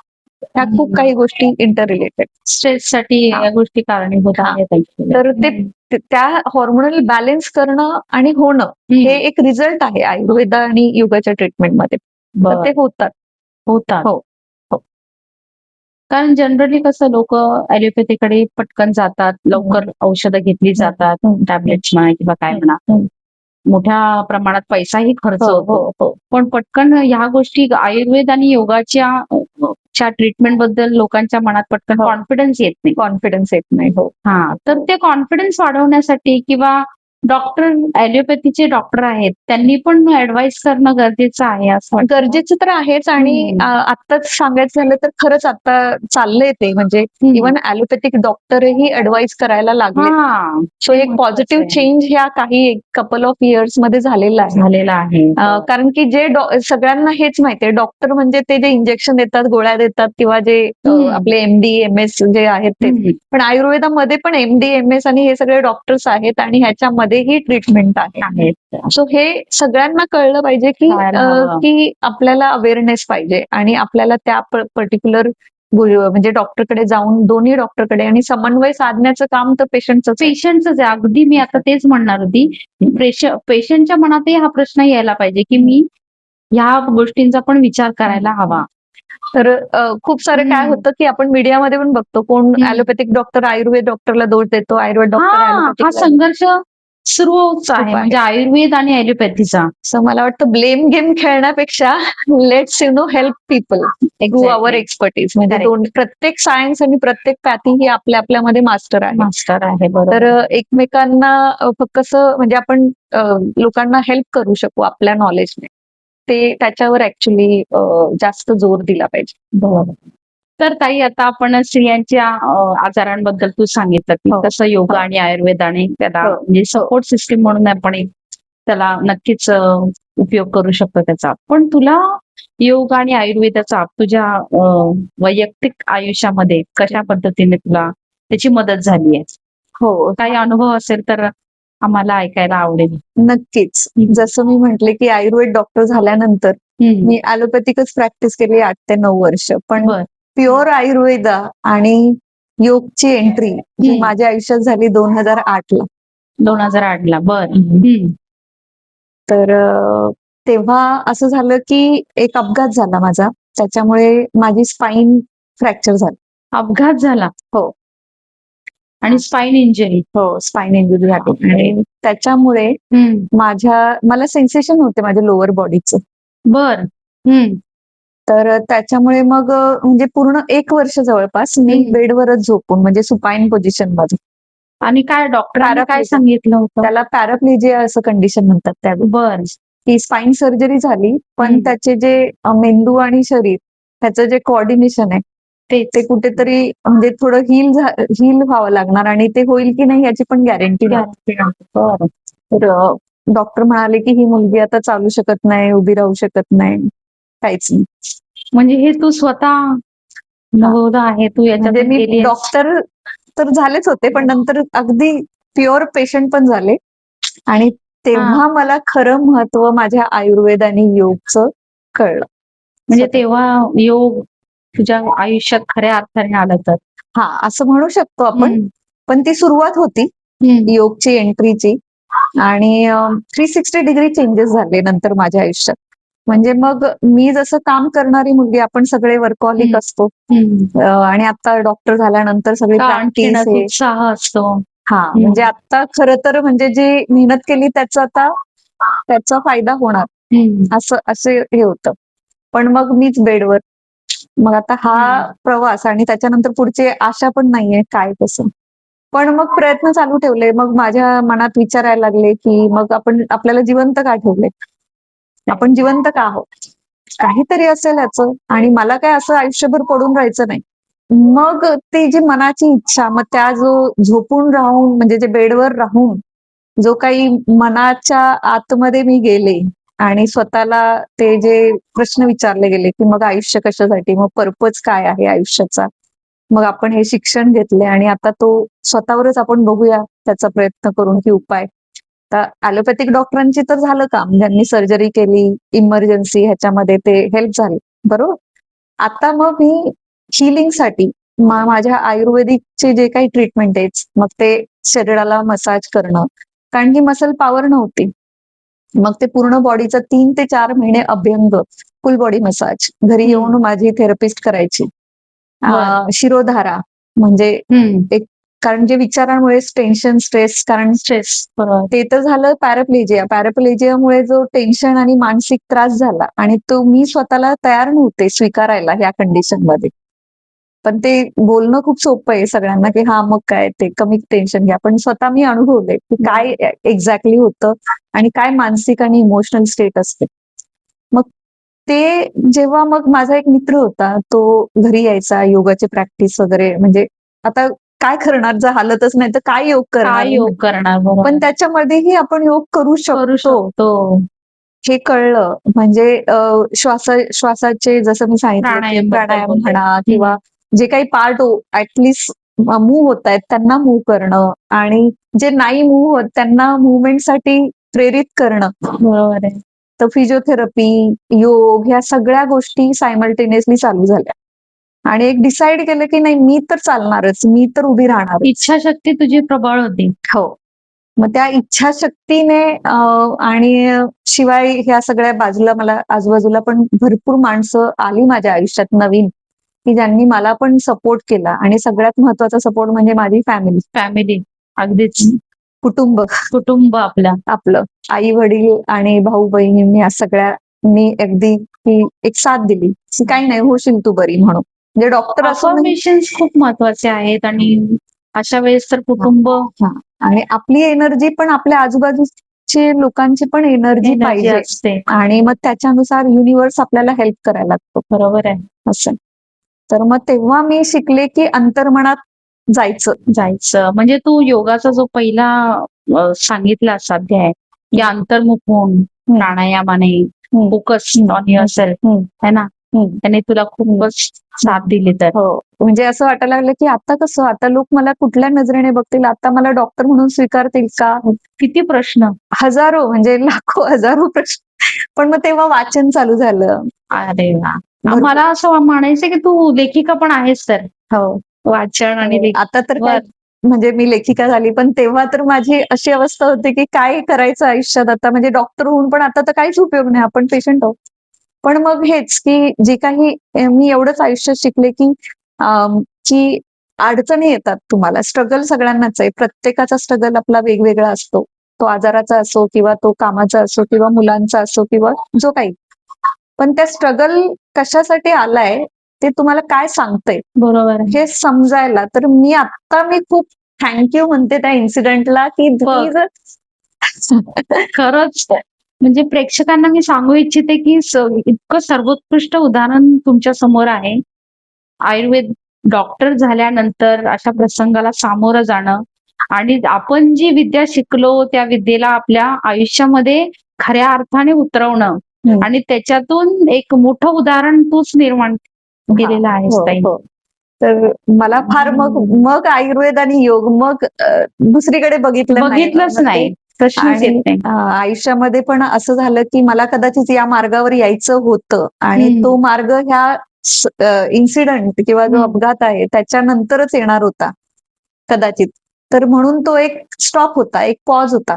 पॉज होता. तर मी बरोबर. आयुष्यात कधीच पॉज घेतला नाही. जसं जन्म झालाय तसं म्हणजे सरसकट म्हणजे पास होत गेलं, शिक्षण झालं, डॉक्टर झाले. असा पॉज असा नाही किंवा फेल कधी झालीच नाही. पण मग फेल या गोष्टीला आता ह्याला फेल नाही म्हणता येणार, नाही. की हे गरजेचं आहे पॉज घेणं. जेव्हा आपण पॉज घेतो, शांत होतो, तेव्हा आपल्याला ऍक्च्युली रिडायरेक्ट करता येतं, की आपण कुठेतरी चुकीच्या साईडला तर नाही चाललोय. म्हणजे शिक्षण घेऊन आपल्याला अरे डॉक्टर तर झाली, पण मग मी हे करू का, ते करू का, हजारो मार्ग असतात ना समोर. बरोबर आहे. नक्की करू काय? हो. नक्की आपलं आयडेंटिटी कशी आपण या सगळ्यात, भरपूर आयुर्वेद डॉक्टर आहेत, भरपूर योगा टीचर आहेत, है ना? आपल्यात वेगळं पण मग कोणतं? आपण वेगळं असं काय करू है ना, की आपण आयुष्यात आलोय तर ह्याचा काहीतरी पर्पज देवाने नक्कीच दिलाय. तिकडे आपल्याला बघायची दृष्टी, म्हणजे डोळे असून दृष्टी असणं आणि डोळे असणं वेगळे ते या प्रसंगातून येतात. आलं. म्हणजे मला तर नक्कीच म्हणून आता मला खूप बरं, म्हणजे आता समजलंय मला सेल्फ रिअलायझेशन जे आहे खरं आयुष्यात सगळ्यांना होणं गरजेचं आहे. तो रिअलायझेशन मला ह्या इन्सिडेंटने झालं आणि ते रिअलायझेशनचं पुढे बऱ्याचशा गोष्टी मला असं हजारो दरवाजे उघडल्यासारखे झाले झाले. पुढे. बरोबर. आणि मग योगचा प्रवास चालू झाला आणि 1 वर्षानंतर जेव्हा मी शिकले, म्हणजे अक्षरशः माझा दुसरा जन्म आहे हा, दुसरा जन्म की मी एका अंगावर वळायला शिकले.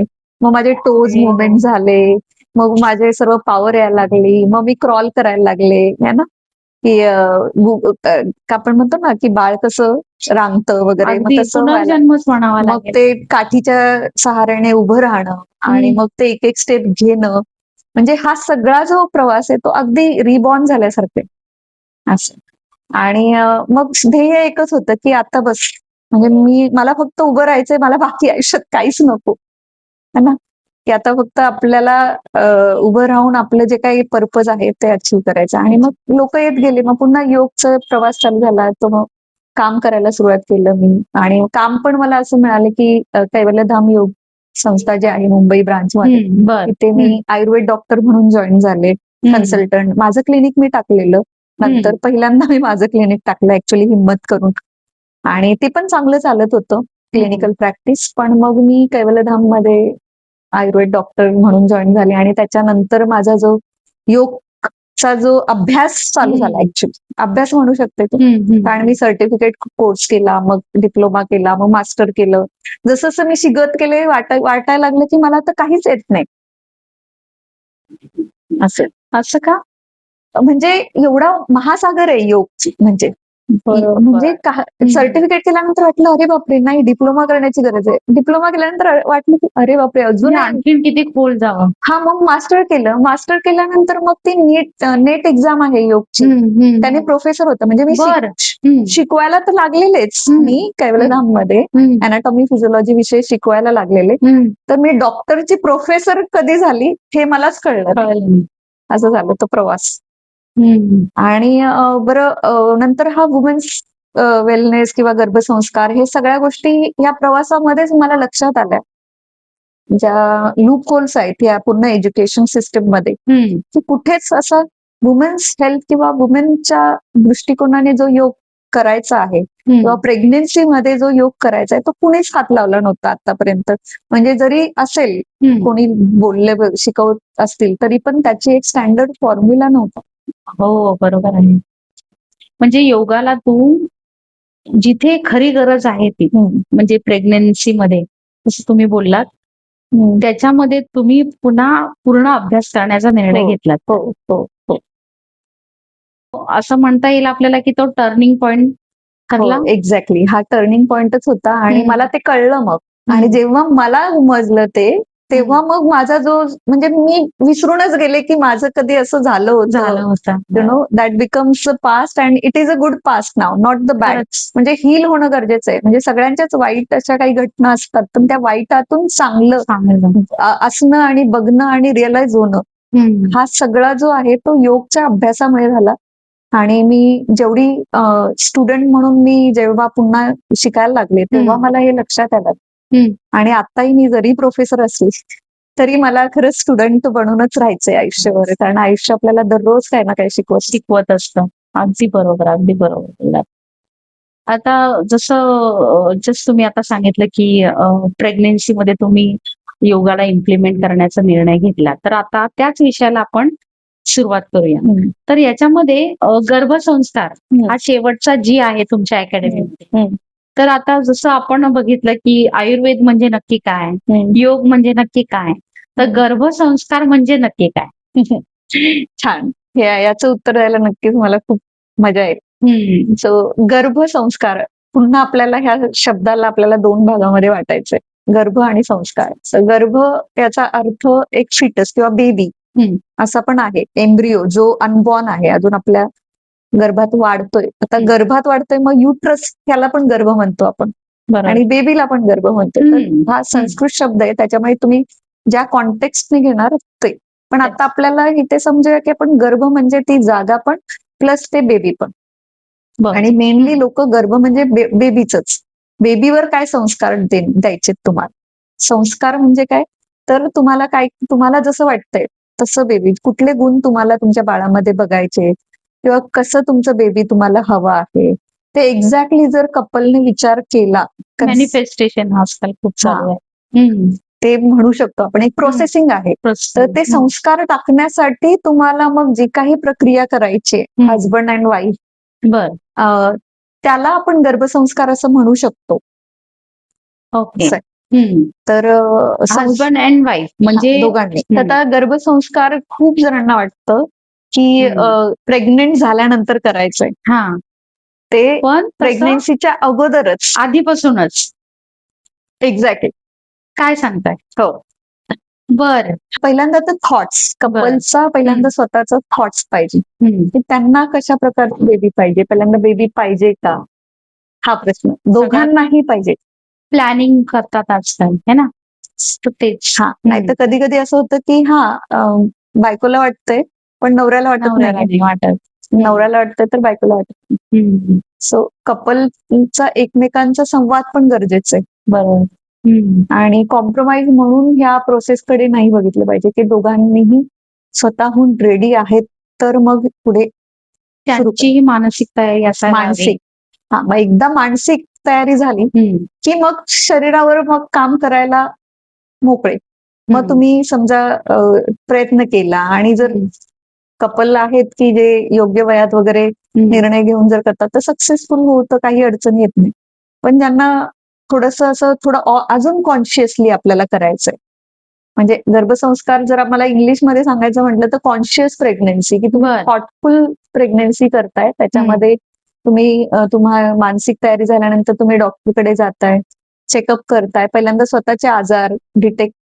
अगदी बरोबर आहे. प्रत्येकाला आता जसं आपण पीसीओडी वगैरे ह्याच्याबद्दल चर्चा केली किंवा इव्हन पुरुषांनाही बरेच प्रॉब्लेम असतात. बरोबर आहे. त्या सगळ्या गोष्टी आधी त्यांनी तपासून पाहायला हव्यात. सो कन्सेप्शन साठी दोघांची हेल्प पण महत्वाची आहे. बरोबर आहे. प्लस जर काही आजारही असेल तर न घाबरता किंवा स्ट्रेस न घेता त्याला कसं आपण रिझॉल्व्ह करू आणि मग आपण दुसऱ्या जीवाला आपण रिस्पॉन्सिबिलिटी घ्यायला तयार आहोत. बरोबर आहे. जसं आयुर्वेदामध्ये सांगितलेलं की 4 फॅक्टर गरजेचे आहेत. कोणते? ते म्हणजे ऋतू, क्षेत्र, बीज आणि अंबू. तर आता हे थोडक्यात तर जसं आपण शेतकरी असतो की नाही, शेतकरी काय करतो की पहिल्यांदा तर लँड बघतो, जमीन कशी आहे, फर्टाईल आहे का, काय पिकतं त्याच्यामध्ये. तर क्षेत्र म्हणजे ती जागा है ना. नंतर मग तो बीज, तिथलं कुठलं बीजानं त्या लँडमध्ये पिकू शकतं, मग तो त्याचं शोध करेल. आणि मग ते बीज आणल्यानंतर मग ते बीज कधी आपण लावायचं, कुठल्या वेळी, तो एक पॉइंट आहे. आणि मग ते बीज, माती आणि त्याचं जे केअर आहे पुढे काळजी, असं नाही की बीज लावलं आणि झालं आणि सोडून दिलं, तो त्याची किती काळजी घेत. मग त्याचं रोपतं आणि रोपटाचं मग हळूहळू हळूहळू त्याला पानं, फुलं, ब्रांचेस, पानं फुलं शेवटचं, पण त्याचे फांद्या, मग त्याचे पुढे ग्रोथ होते आणि लास्टला आपल्याला त्याचं फळ किंवा फूल जे काही आपण लावलेले. बरोबर. सुंदर निर्मिती. एक्झॅक्टली. तर तसंच ऋतू म्हणजे ती जागा, सॉरी सीझन, हम्म, क्षेत्र म्हणजे ती जागा, हम्म. बीज म्हणजे हे की स्पर्म अँड ओवम. आता आपण जर गर्भधारणेचं म्हटलं तर म्हणत. पुरुषाचं हम्म. बीज म्हणजे स्पर्म हम्म, आणि स्त्रीचं बीज म्हणजे ओवम, हम्म, हम्म. असं. आणि मग अंबू म्हणजे आपला आहार विहार, तुमच्या ज्या डेली ऍक्टिव्हिटी, हे सगळं आलं. काय तुम्ही वाचन हा, लिखाण, हा. काय कोणते छंद जोपासता, काय विचार करता, काय खाता, काय काय पिता, पिता, सगळ्याच गोष्टी. असं. तर हे 4 फॅक्टर्स हम्म. खूप गरजेचं आहे. गर्भ संभव सामग्री असं म्हणून सांगितलं. अच्छा, आणि पॉसिबिलिटी आहे की गर्भ राहू शकतो. बर. म्हणजे आजकाल डॉक्टर तुम्ही बघता की म्हणजे ह्या गोष्टींसाठी पण खूप स्ट्रगल होतोय कपल्स मध्ये. हम्म, हम्म. तर त्याबद्दल थोडस. तर स्ट्रगल यासाठी होतोय की तुम्ही प्रोसेसिंग कधी चालू केली, आणि तुम्हाला जर ह्याचं नॉलेज असेल, तुम्ही ह्याचं नॉलेज घेऊन जर वेळेला खूप महत्व आहे ना आज. बरोबर. आजकाल म्हणजे वय निघून गेल्यावरती पण या हा. गोष्टींची सुरुवात केली जाते. एक्झॅक्टली. तर लग्न कितव्या वयात होतंय? करिअर ओरिएंटेड झालेले आहेत सर्व. आणि लग्न झाल्यानंतर तुम्ही कधी डिसिजन घेताय? एक्झॅक्टली. आणि ते डिसिजन घेताना दोघं पण संमती आहे का? आणि तुमच्या दोघांचं पण मन सौमनस्य गर्भधारणा असं म्हणतात. म्हणजे जे दोघं पण काम, कंपोज, स्ट्रेस फ्री असतील आणि मग तुम्ही ती ऍक्ट ऑफ पॉप्युलेशन केली, तर मग जो तुम्ही इन्व्होक करणारे, जो सोल, जो आत्मा, जो तुमची एनर्जी तुम्ही युनिव्हर्सला दिलेली आहे, मग तो एक जीव येणार तुम्हाला. बरोबर आहे. है ना? तर तुम्ही इन्व्हाइट करताना तुम्ही काय व्हायब्रेशन आहे, तशा प्रकारचा तो आत्मा तुमच्या फॅमिलीमध्ये येणार आहे. कुटुंब, कुटुंबामध्ये एक नवीन क्रिएशनची हे क्रिएशनची सुरुवात आहे. ती फक्त फिजिकल ऍक्ट नाहीये सेक्स म्हणजे, आपण बोलतही नाही या विषयावर, पण ती एक 2 रिस्पॉन्सिबल ऍडल्ट जे आता तयार आहेत, त्यांचं शरीर हेल्दी आहे, त्यांचं बीज फर्टाईल आहेत, आणि एक त्यांना माहिती आहे की कधी आपण ह्या प्रोसेसिंग करायचं, म्हणून आपल्याला अशा प्रकारचं हेल्दी बाळ पाहिजे किंवा इम्युन बाळ पाहिजे किंवा आपल्या बाळामध्ये हे गुण पाहिजे, गुण असायला हवे. बरं, सुविचारी, सुसंस्कृत, सुदृढ, निरोगी, अजूनही बरंच काही. तर मला मी विचारलं कुठल्या कपलला की तुम्हाला कसलं बाळ पाहिजे, तर सगळे म्हणतात आम्हाला बुद्धिवान, हुशार पाहिजे, हुशार आपलं बाळ. म्हणजे डॉक्टर मला विचारायचं की कसं आपण म्हणतो की जीन्स है ना, त्यांचा डीएनए हा जास्त कारणीभूत असतो. तर गर्भसंस्काराचं ह्याच्यामध्ये किती योगदान आहे? तर हे जे आहे ना डीएनए, जसं आपण म्हणतो की एक स्त्री बीज आणि पुरुष बीज, ह्याचं जेनेटिक जे आहे आपल्या घरामध्ये, जे आपले अँसेस्टर आहेत त्यांचे पण हे जे डीएनए आपण कॅरी आउट करतो, म्हणजे आपले फीचर्स असतात, फेशियल फीचर्स असो किंवा कुठले काही गुण असतात, ते सगळे त्या डीएनए मध्ये कोडिंग असतं, कोड असतं. कोडिंग असतं, बरोबर. मग ते जेव्हा ते 2 बीज मिळतात शरीर, आता जी जागा, क्षेत्र जे म्हणतोय, आता क्षेत्र हे नाव मेनली आपण युट्रस किंवा जी आपली रिप्रोडक्टिव्ह सिस्टम आहे फिमेलची, एक्झॅक्टली, ते पूर्ण आपण समजतो. आणि जेव्हा ते बीज आतमध्ये जेव्हा जातं आणि जे फॅलोपियन ट्यूब म्हणून एक भाग आहे, तिथे जेव्हा पुरुष बीजाशी मिळतं आणि मग ते डीएनए फ्रॅगमेंटेशन किंवा एकमेकांना ते कुठले कुठले सेल मिळणार, तिथे एक्सचेंज होतं. आणि ते पूर्ण 10 दिवसात, आफ्टर द कॉप्युलेशन 10 दिवसात ती प्रोसेस होते. ट्यूब मधून ते जे अनबॉर्न टायनिएस्ट फॉर्म जो असतो फिटसचा, गर्भाचा, तो ट्यूब मधून युट्रस मध्ये, गर्भाशयामध्ये येऊन त्या एंडोमेट्रियम लाइनिंग म्हणून असते, तिथे तो एम्बेडेड होतो, आतमध्ये जातो. आणि तेव्हा आपण म्हणतो की, आणि ते तर माहिती पण नसतं पहिलं हे सर्व झालेले आतमध्ये ज्या क्रिया आहे ना, आपल्याला कधी गोष्टी नंतर लक्षात येतात. म्हणजे प्रेग्नेंट आहे ते कधी कळतं सांग? म्हणजे पिरियड्स मिस झाले, एक्झॅक्टली. पण तोपर्यंत 1.5 महिना ऑलरेडी झालेला असतो. बरोबर. सो कुणालाच माहिती नसतं की तेव्हा काय. तुम्हाला नॉशिया, वॉमिटिंग, ह्या आपण ज्या डिस्कस केलं, त्या थोड्या थोड्या गोष्टी असतात, सिम्पटम्स, ते तुम्हाला काहीतरी सांगतात, बोलतात. तर कधी कधी आपण झाली असेल ऍसिडिटी, है ना, ते कळत नाही, पण पिरियड मिस झालं हे एक मोठं सिग्नल असतं. मग तुम्ही युपीटी टेस्ट करता, मग तुम्हाला कळतं गर्भधारणा. म्हणजे ही गोष्ट म्हणजे पहिल्यापासून बऱ्यापैकी दुर्लक्षित राहते. एक्झॅक्टली. पण गर्भसंस्कारानुसार तुम्ही कॉन्शियसली अवेअरनेस ठेवून ही गोष्ट करायला हवी. Exactly, yes. तो एक महत्वाचा भाग आहे गर्भसंस्काराचा. तो गर्भसंस्कार हा गर्भधारणा झाल्यानंतर नाही, तर गर्भधारणा होण्यापूर्वी आणि झाल्यानंतर आणि even later on whole 9 months, डिलिव्हरीच्या वेळेस पण इवन, आणि डिलिव्हरी नंतर ब्रेस्ट फिडिंग करतानाही पूर्ण समावेश आहे या तर सगळ्या. पहिले 1000 दिवस आपण म्हणतो बाळाचं जी क्रिएशन असतं गोष्ट, त्यावेळेस आई वडिलांनी म्हणजे किती एकत्रित होऊन त्या संगोपन करणं, बाळाला वेळ देणं, बाळाशी सतत कंटिन्युअस पॉझिटिव्ह कम्युनिकेशन करणं, एन्व्हायरमेंट चांगलं ठेवणं, तर संस्कार घडतात ना. बरोबर आहे. नाहीतर संस्कार म्हणजे संस्कार संस्कार काय आहे असं म्हणतात, तर बाळ ऍक्च्युली ऑब्झर्वर असतं. एक्झॅक्टली. हो, म्हणजे निरीक्षण करूनच ते सर्व गोष्टी शिकत असते. आता म्हणजे आता गर्भसंस्कार म्हणजे गर्भामध्ये बाळ आहे, आता तिथे त्याचं सगळं गोष्टी घडत आहेत, निर्मिती होत आहे, बरोबर. तर या दरम्यान बाळाला काही जाणवतं किंवा ऐकतं किंवा काही ते आई जे काही बघते वाचते त्या सर्व गोष्टींचा त्याच्यावरती परिणाम होत असतो का? तर एक्झॅक्टली आपल्याला असं वाटतं की नाही काय फरक पडणार आहे, पण जसं मी म्हटलं की पहिल्या 1.5 महिन्यातच बाळाची ऍक्च्युली जी नर्वस सिस्टीम आहे म्हणजे ब्रेन आहे, बर, आणि जे अवयव त्याचे डेव्हलप होणार आहेत पुढे, ते सगळ्याचं फाउंडेशन पहिल्याच ट्रायमेस्टर मध्ये झालेलं असतं. असं 13 आठवड्यापर्यंत आपण पहिले ट्रायमेस्टर समजतो, आणि मधलं नंतर 13 ते 28 आणि 28च्या नंतर तुमचे तिसरा ट्रायमेस्टर. अशा 3 भागामध्ये जर प्रेग्नन्सीचे 9 महिने आपण जर वाटले, तसंच मिसकॅरेज, अबॉर्शन ह्या गोष्टी ज्या आहेत त्या कशामुळे होतात, कारण की आपल्याला कळतच नाही, आणि मोस्टली पहिल्या ट्रायमेस्टर मध्येच मिसकॅरेज आणि अबॉर्शनची जास्त चान्सेस असतात. तर या सर्वांमध्ये योग आणि आयुर्वेद याचा रोल काय आहे? बराच रोल आहे, कारण की जसं म्हणतो आयुर्वेद हा काय आयुष्यासाठी आहे, जीवनासाठी जे नॉलेज आहे ते आहे. मग जीवन सुरुवातच तिथून होते. योग म्हणजे काय तर डिसिप्लिन. अथ योग अनुशासन हा एक सूत्र आहे योगाचं, पतंजली ऋषीने सांगितलेलं. अनुशासन म्हणजे डिसिप्लिन.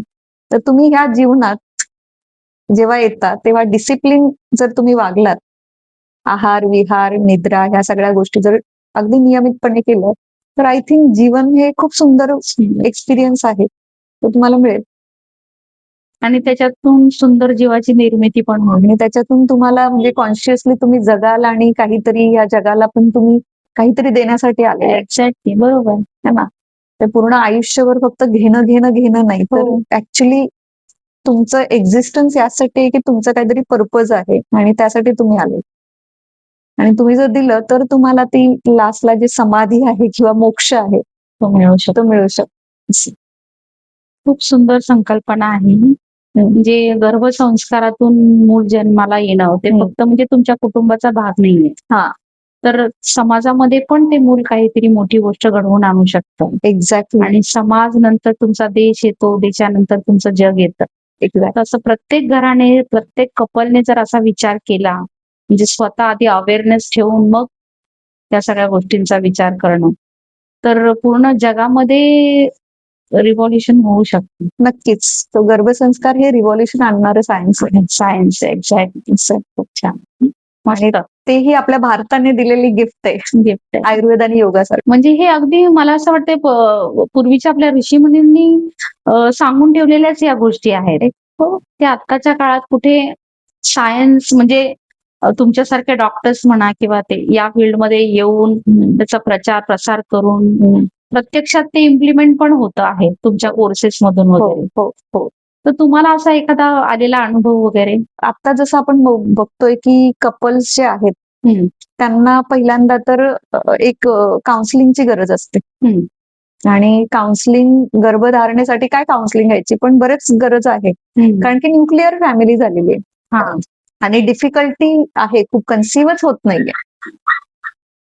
आणि कन्सिव्ह नाही होत तर मार्ग फक्त IVF किंवा आर्टिफिशियल मेथडनेच कन्सिव्ह होण्याचा नाही आहे ना. नॅचरली बऱ्याच जण म्हणजे माझ्याकडे असे पण केस स्टडी आहेत की खूप त्यांनी सगळीकडे प्रयत्न केलेत, आणि डॉक्टरांनी सांगितलं की नाही तुम्हाला IVFच करावं लागणार आहे, की तुमच्यामध्ये हे प्रॉब्लेम आहे, ते प्रॉब्लेम म्हणजे. आणि जास्त करून फिमेल वुमनला, स्त्रियांनाच म्हणजे सगळे चेकअप स्त्रियांवरच होतात आणि सगळे प्रयोग स्त्रियांवरच होतात. माझ्या केस स्टडीमध्ये हे पण आलंय की एक कपल होते ज्यांना म्हणजे ती जेव्हा कन्सल्टेशनला दोघंही आले आणि मी दोघांनाही बोलवते, त्याच्यासाठी ती जी पूर्ण ती वुमन आहे ती रडायला लागली बरेचसे की मीच फेल्युअर फेल्युअर फेल्युअर. आम्ही इव्हन IVF पण केलं त्याच्यातून फेल्युअर, मला PCOD आहे आणि माझ्यामध्येच फॉल्ट आहे असं गिल्टी फील करत होती. आणि मी म्हंटल की तुझ्या मिस्टरांचं चेकअप झालंय का? तर ती म्हटली नाही काय ते तर हेल्दी आहेत त्याचं काय. काय म्हटलं मला जरा रिपोर्ट्स करायचे, एक सिमेन अनालिसिस म्हणून टेस्ट असते, मग ते टेस्ट केली तर त्याच्यामध्ये लक्षात आलं की स्पर्मच नाहीयेत. अरे इजॅक्युलेशन होतं पण स्पर्म नाहीये. म्हणजे सुरुवातीला एखाद्या स्त्रीला जबाबदार. हा, आणि एवढे सारे टेस्ट तिचेच झाले पण ह्याच्यामध्ये स्पर्मच नाही. अझोस्पर्मिया म्हणून मेडिकल टर्म आहे त्याची. मी म्हटलं अरे अझोस्पर्मिया आहे ह्याच्यामध्ये तर स्पर्म नाहीये. तर मी नंतर विचारलं की मला सांगतेस की म्हणजे काही, मग मी त्यांची हिस्ट्री घेतली मिस्टरांची आणि लहानपणी कधी मम्स झाले होते का गालगुंड वगैरे त्याचा इफेक्ट पण असतो. हो, किंवा अशी मेडिकल हिस्ट्री घेणं गरजेचं आहे काउन्सिलिंग, की बाबा का होत नाहीये आणि कुठे आपण कुठलं चुकतंय. त्याच्यानंतर मग त्या केसमध्ये मी विचारले की अरे तुम्हाला म्हणजे व्हेरिकोज वेन्स आहेत का, टेस्टिसच्या अराउंड व्हेरिकोज वेन्स आहेत का? तर हो म्हणाले की हा तिथे व्हेरिकोसिटी आहे डॉक्टर. मग म्हटलं तुम्ही मग सांगितलं नाहीये आणि तुम्हाला डॉक्टरकडे गेलं पाहिजे. मग आता इथे बघ ॲलोपॅथिक डॉक्टरांची पण हेल्प रोल आला की मग ते जे व्हेरिकोसिटी आहे ती काढल्यानंतर, कारण की जर ते व्हेरिकोज वेन्स आहेत म्हणजे तिथे जर खूप रक्त सप्लाय त्या टेस्टिसवर आहे. टेस्टिस म्हणजे काय की त्यांचा अंडाशय मग ती आता ते ऑलरेडी त्यांच्या अॅनाटॉमिकली दोन्हीही अंडाशय बाहेर असतात कारण टेम्परेचर सहन नाही होत. तर स्पर्मसाठी टेम्परेचर थंड राहणं गरजेचं आहे प्रोडक्शनसाठी. आणि पण आता हे व्हेरिकोसिटीमध्ये हे स्पर्म प्रोडक्शनच्या तिथेच नाही होत. कारण ती गरमी आहे ना, रक्तामध्ये गरम असतं. मग ते ऑपरेशन केल्यानंतर मग ते त्यांच्यावर ट्रीटमेंट केल्यानंतर मग काही महिने म्हणजे 7-8 महिने मग पुन्हा आहे ना असा वेळ लागतो. आणि मग ते स्पर्मचं बरोबर हे करून मग प्रेग्नन्सी. आता बरोबर आहे. म्हणजे सगळ्या गोष्टींची तपासणी होणं महत्वाचं आहे. थोडक्यात सर्व. आता म्हणजे गर्भसंस्काराकडे पण आपण म्हणजे हे सगळ्या आपल्या सायंटिफिक गोष्टी आल्या सगळ्या. तर म्हणजे गर्भसंस्काराकडे विशेष पद्धतीने लक्ष देणं तेवढंच गरजेचं आहे. हा, म्हणजे गर्भसंस्कार अप्लाय करणं गरजेचं आहे. की पहिल्या ट्रायमेस्टर मध्ये जसं आपण ह्याच्यामध्ये बऱ्याचशा गोष्टी आपण सांगतो की तुम्ही शांत म्हणजे म्युझिक वगैरे, योगाचं पण प्रॅक्टिस चालू करा. आणि पुढे प्रत्येक ट्रायमेस्टरनुसार वेगवेगळे गोल्स ठेवा. गर्भधारणेच्या दरम्यान किंवा गर्भधारणा झाल्यानंतर योगा कसा हेल्पफुल ठरतं, त्यांच्यासाठी कोणते योगाचे प्रकार आहेत किंवा आयुर्वेद कसं त्याला सपोर्ट करतं? तर योगाचं तर मी तेच माझा हा पूर्ण प्रवास आणि पूर्ण जे रिसर्च आहे ते ह्याच्यावरच की एक स्टँडर्ड फॉर्म्युला मी बनवला प्रेग्नेन्सी योग मध्ये. त्याचं नाव 3S प्रेग्नेन्सी योग. 3S, हा S म्हणजे काय? 3S म्हणजे पहिल्या ट्रायमेस्टर मध्ये स्टेबिलिटी आणणं, पहिला S. दुसरा ट्रायमेस्टर आला की स्ट्रेंथ आणणं. आणि तिसरा ट्रायमेस्टर म्हणजे स्पेस क्रिएट करणं. अच्छा. तर मग प्रॅक्टिसेस जे आहे, आसन, प्राणायाम जे आपण बोललो, मेडिटेशन किंवा मंत्र उच्चारण किंवा म्युझिक ऐकणं किंवा काही ऍक्टिव्हिटी, एक्सरसाइज, तर ते ह्या 3 फॉर्म्युले जे आहेत त्याच्यावर फोकस ठेवणं देताना. आणि मग जनरली योगा तर सर्व शिकवतात, मग प्रेग्नन्सी योग कसा डिफरन्स वेगळा आहे. मग त्याच्यावरच मी माझं दुसरं पुस्तकही लिहिलं. अच्छा. ज्याचं नाव 3S प्रेग्नन्सी योग आहे. अच्छा. आम्हाला त्या तिन्ही पुस्तकांबद्दल सांगा थोडं. पहिलं पुस्तक तर माझं गर्भसंस्कारवरच आहे, द अल्टिमेट गाईड टू गर्भसंस्कार. ते कोविडमध्ये ऑनलाईन आम्ही प्रकाशित केलं. स्मिता जयकरांनी याचं हे केलं होतं पब्लिकेशन. तो पुस्तक एवढं पॉप्युलर झालं, सगळ्या हेल्थ प्रोफेशनलला वगैरे खूप मदत व्हायला लागली. आणि त्या पुस्तकावर बेस्ड माझा कोर्स पण मी एक तयार केला, जे मी शिकवते आता, प्री पोस्टनेटल योग आणि गर्भसंस्कार. अच्छा. तर मोठं नाव आहे पण आता खूप पॉप्युलर झालंय. पॉप्युलर आणि तेव्हा मी ते कॉइन केलं, म्हणजे नावच मी सुरुवात केली असं आहे. आणि मग ते जसं शिकवायला लागले मी योगा टीचरना, तेव्हा त्यांच्याकडून जो रिस्पॉन्स मिळाला तो एवढा छान होता. मग मला वाटलं, आणि त्यांची रिक्वायरमेंट काय आहे, की त्यांना खूप जास्त असं आयुर्वेद वगैरे डीप मध्ये शिकण्याची त्यांना गरज नाहीये. त्यांना काय करायचंय, माझ्याकडे प्रेग्नंट वुमन आली आणि त्यांना मला शिकवायचंय कुठलं, जसं तू विचारलं कुठल्या आसनं कुठल्या ह्याच्यात आणि का. तर त्यासाठी मग माझं हा दुसरं जे पुस्तक आहे प्रेग्नेन्सी योग, ते त्याच्यावर मग त्याच्यामध्ये फक्त मी तेच लिहिलेलं आहे की कुठल्या महिन्यात कुठल्या ट्रायमेस्टर मध्ये कुठला योगा प्रॅक्टिस कसा करावा हे सगळं. प्लस माझे काही केस स्टडी, रिअल लाईफ माझे जे उदाहरणं ज्यांना ते पण मी त्याच्यामध्ये आहे. मंत्र पण आहेत, दिनचर्या पण आहे, बरंच आहे त्या पुस्तक. आणि तेही पुस्तक खूप पॉप्युलर झालंय. तर ते माझं प्रकाशित झालं. आणि तिसरं पुस्तक मी मागच्याच वर्षी, फूड ऍज अ संस्कार, म्हणजे आहार सगळं काही सुरुवात होते, अन्न हे पूर्ण ब्रह्म. बरोबर. तर मग फूड ऍज अ संस्कार हे तिसरं पुस्तक मी प्रकाशित. खूप छान. म्हणजे समाजाला काहीतरी देणं लागतं आपण. आणि पुस्तक तर हे सर्वोत्कृष्ट माध्यम आहे त्याचं. म्हणजे मला असं समाधान आहे की मी जरी गेली तरी हे नॉलेज माझ्याकडे जे होतं ते मी ऑलरेडी या पुस्तकांमध्ये ठेवले, आणि हे माझे बेबीज आहेत असे. आणि ह्याच्यामुळे दुसऱ्यांना फायदा होतोय, वाचून म्हणा, शिकून म्हणा, जे काय आहे. Congratulations madam. आजकालचं जीवन कसं आहे, किती धावपळीचं आहे. तर गर्भसंस्कार वगैरे म्हटलं की आपल्याला खूप मोठ्या मोठ्या गोष्टी वाटतात, पूजापाठ वगैरे असे गैरसमज आहे.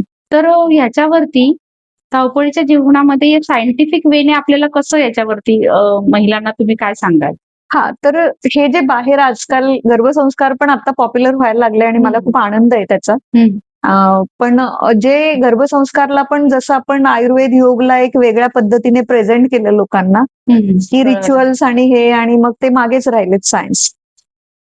तसंच आपल्याला गर्भसंस्कार पण एक सायन्स आहे.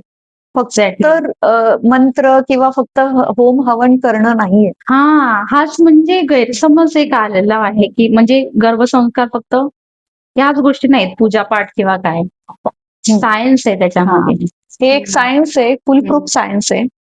खूप सारे ह्याच्यावर रिसर्च पण झालेले आहेत आणि आताही रिसर्च चालू आहे, ऑन गोईंग आहे. तर गर्भसंस्कारचा फिटल म्हणजे गर्भसंस्कारचा आई आणि बाळ यांच्या जे हेल्थवर जो काही परिणाम आहे तो पॉझिटिव्ह आउटकमच आहे, अशी स्टडी पण झालेली आहे. दिल्लीला जे 200 महिलांवर हा प्रयोग केला गेला. 200? बरं. आणि त्याच्यात असं लक्षात आलं की जे बाळाचं जे पूर्ण वाढ व्यवस्थित होते, म्हणजे लो बर्थ वेट कमी झालं बाळांचं. सी सेक्शन फार कमी झाले त्यातल्या मध्ये. आणि जे पोस्टनेटल रिकव्हरी आहे ती पण लवकर होते. बाळामध्ये जे डेव्हलपमेंटल जे आपल्याला पाहिजे चांगले सर्व विकास होणं ते झालेलं दिसलं. आणि फार कमी बाळांना निओनेटलची गरज, म्हणजे निकू, म्हणजे आपण आपल्याला बाळाला जसं आपण ठेवतो एक इमर्जन्सी त्याच्यामध्ये सुरुवातीला वाढ न झाल्यामुळे किंवा तसं फार कमी बाळांना गरज लागली. म्हणजे असं आहे ना प्रीमॅच्युअर डिलिव्हरी. तेच प्रीमॅच्युअर म्हणजे वेळेचं पूर्ण जर एक्सपेक्टेड डेट ऑफ डिलिव्हरीच्या अगोदर डिलिव्हरी झाली असं पण कमी. प्रीमॅच्युअर डिलिव्हरी कमी झाल्या, लो बर्थ वेट कमी झाले. आणि शिवाय प्रेग्नन्सीमध्ये इव्हन कॉम्प्लिकेशन पण खूप महिलांना आहेत. तू ऐकलं असेल की जेस्टेशनल डायबिटीज, जेस्टेशनल हायपरटेन्शन, अशा गोष्टी. आईला पण खूप गोष्टी म्हणजे डायबिटीज आहे किंवा ह्या नंतर गोष्टी समोर येतात, त्याच्यामुळे पण प्रेग्नन्सीमध्ये प्रेग्नन्सीमध्ये त्याच्यामुळे पण कॉम्प्लिकेशन्स आहेत. त्याच्यावरती पण याच्यावरती सोल्युशन. मग तेच. अरे वा. ह्या सगळ्या गोष्टी केल्याने तुम्ही प्रिव्हेंट करू शकता. वा मस्त. मग आईलाच जर ह्या गोष्टी झाल्या नाही तर बाळावर पण त्याचं काही निगेटिव्ह परिणाम होणारच नाही. तर हाच एक फायदा आहे, म्हणजे एक प्रिव्हेंटिव्ह म्हणून तुम्ही एक चांगल्या ठिकाणी इन्व्हेस्ट करताय. एक्झॅक्टली. नाही तर म्हणजे मला सांग की जेव्हा बाळ जन्म घेतं त्याच्यानंतर पहिले 5 वर्ष बाळाकडे इतकं लक्ष द्यायला लागतं, आजारी पडणं. हो 5 वर्षापर्यंत असं बोल, 5 वर्षानंतर काही मग टेन्शन नाही, इम्युनिटी वाढते. पण तसं नाही ना. 5 म्हणजे तुम्ही जर 9 महिने काम केलं तर तुम्हाला एवढं काही पिडियाट्रिशियनचे व्हिजिट करायला लागणार नाही. कारण बाळ इम्युन आहे, बाळाची जी व्याधी क्षमता आहे ती चांगली आहे, कारण तुम्ही खूप काळजी घेतलीये. प्रेग्नन्सीच्या वेळेस, है ना. बाळाला दूध बरं डिलिव्हरी झाल्यानंतर दूध येणं गरजेचं तेही त्याच्यामध्येही आजकाल प्रॉब्लेम बघितले Yes. जातात खूप. आता ते पण का प्रॉब्लेम होतात, कारण की ते आईच्या बाळाचे जे कनेक्शन बॉन्डिंग आहे ते कुठेतरी मिसिंग होतं, किंवा काही असे बदल घडतात तिच्या फिजिओलॉजीमध्ये. आजकाल म्हणजे डिलिव्हरी झाल्यानंतर पण आई बाळापासून दूर गेलेले आहेत. पोस्टपार्टम हे करतात, पोस्टपार्टम डिप्रेशन. डिप्रेशन मध्ये गेलेली उदाहरणं आहेत. पोस्टपार्टम डिप्रेशन खूपच कॉमन आहे. तेच ह्या सगळ्या आपण गोष्टी टाळू शकतो गर्भसंस्कार. खूपच म्हणजे खूप सुंदर फायदे आहेत त्याचे आणि हो. लोकांपर्यंत ही गोष्ट नक्कीच पोहोचायला हवी. हो. छान. आणि पुढचं म्हणजे असं की आई होण्याच्या प्रक्रियेमध्ये सगळ्यात सुंदर क्षण कोणता आहे आईसाठी? एकतर ते पहिलं जे किक्स येतात तो प्रेग्नन्सीच्या अनुभव. वेळेस अनुभव. युपीडी टेस्टवर त्या 2 लाईनी बघण्यापासून जो सुरू होतो, त्याच्यानंतर थोडं डिस्कम्फर्ट असतं, पण जसं जसं मुवमेंट प्रेग्नन्सी पुढे जाते आणि त्याच्यानंतर जेव्हा ऍक्च्युली बाळाचा जेव्हा जन्म होतो आणि बाळाचा जो जो सॉफ्ट स्पर्श आहे, skin to skin touch, I think that is the most beautiful moment. मस्त. आता आपण गर्भसंस्कार झालं, आयुर्वेद आणि योगा किती गर्भसंस्कारामध्ये त्याचा चांगला रोल आहे. तर निरोगी कुटुंबासाठी 5 आयुर्वेदिक सवयी कोणत्या सांगाल तुम्ही? सगळ्यात महत्वाचं तर आहार. बरं, आहार काय घ्यावा ह्याच्यावर जास्त जोर दिला जातो. पण कसा घ्यावा, केव्हा घ्यावा, हे आयुर्वेदात खूप क्लिअर सांगितलेलं आहे.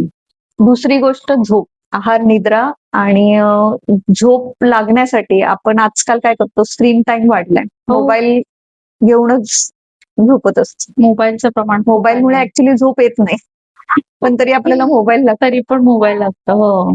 तर हे एक गोष्ट लक्षात घ्यायची. आणि तिसरं, तुम्ही जे ऍक्टिव्हिटी करताय ते कॉन्शियसली अवेअर राहून करताय का, आणि दररोज तुम्ही, म्हणजे दररोज तर नाही, ऍटलिस्ट मी तर ऍडवाइस करेन की ऍटलिस्ट महिन्यातून एकदा शरीराचा मसाज करून घेणं, डोक्याला तेल लावणं, पायाला तेल लावणं, ह्या गोष्टी केल्या पाहिजेत. जरी तुम्ही समजा आयुर्वेदिक हॉस्पिटलमध्ये जाऊन नाही केलं तरी घरी तरी लावा. या सगळ्या गोष्टी आयुर्वेदामध्ये सांगितलेल्या आहेत. अभ्यंग, डेली दिनचर्या, सकाळपासून तुम्ही ब्रश कसे करता, कुठली पेस्ट वापरता, बरं काय, ते पण सगळं. तर आणि मॉडिफाय करणं, म्हणजे जसं आपण दुपारनंतर संध्याकाळ होते, मग आपली डायजेशन पॉवर थोडीशी कमी होते, तर संध्याकाळी थोडासा कमी आहार, 7च्या आधी जेवणं किंवा एक लाईट मील घेणं, है ना. मेजर मील तुम्ही दुपारी घेणं. तर ह्या गोष्टी केल्या तर आय थिंक तुम्हाला फार सोपं जाईल. म्हणजे साध्या सोप्या 5 या सवयी आहेत तर. आता म्हणजे मिथ्स आणि फॅक्ट्स बद्दल आपण बोलूया थोडंसं. म्हणजे अगदीच या गोष्टी पटकन व्हायरलही होतात. तर खरं काय त्याच्यामधलं तर ते आपण बघूया. तर गर्भवती महिलांनी जेव्हा प्रेग्नेन्सी म्हणजे प्रेग्नेंट आहे असं कळतं, त्यावेळेस बाई तू आता 2 वेळचं जेव, कारण तू 2 जीवांची झालेली आहेस. तर हे कितपत खरं आहे? ईट फॉर डबल तर नक्कीच नाहीये. इट डिपेंड्स, म्हणजे सगळ्यांच्या प्रत्येकाच्या प्रेग्नन्सीचे ज्या काही गरजा आहेत त्या वेगवेगळ्या असतात, शरीर वेगळं आहे. तर डबल तर नक्कीच खायचं नाही. 300 कॅलरीज फक्त वाढवायचे असतात आणि प्रत्येक ट्रायमेस्टरनुसार जसं बाळाची ग्रोथ होती तसं तुम्हाला तुमचे डॉक्टर सांगतील किती कॅलरीज वाढवायचे, कसे वाढवायचे.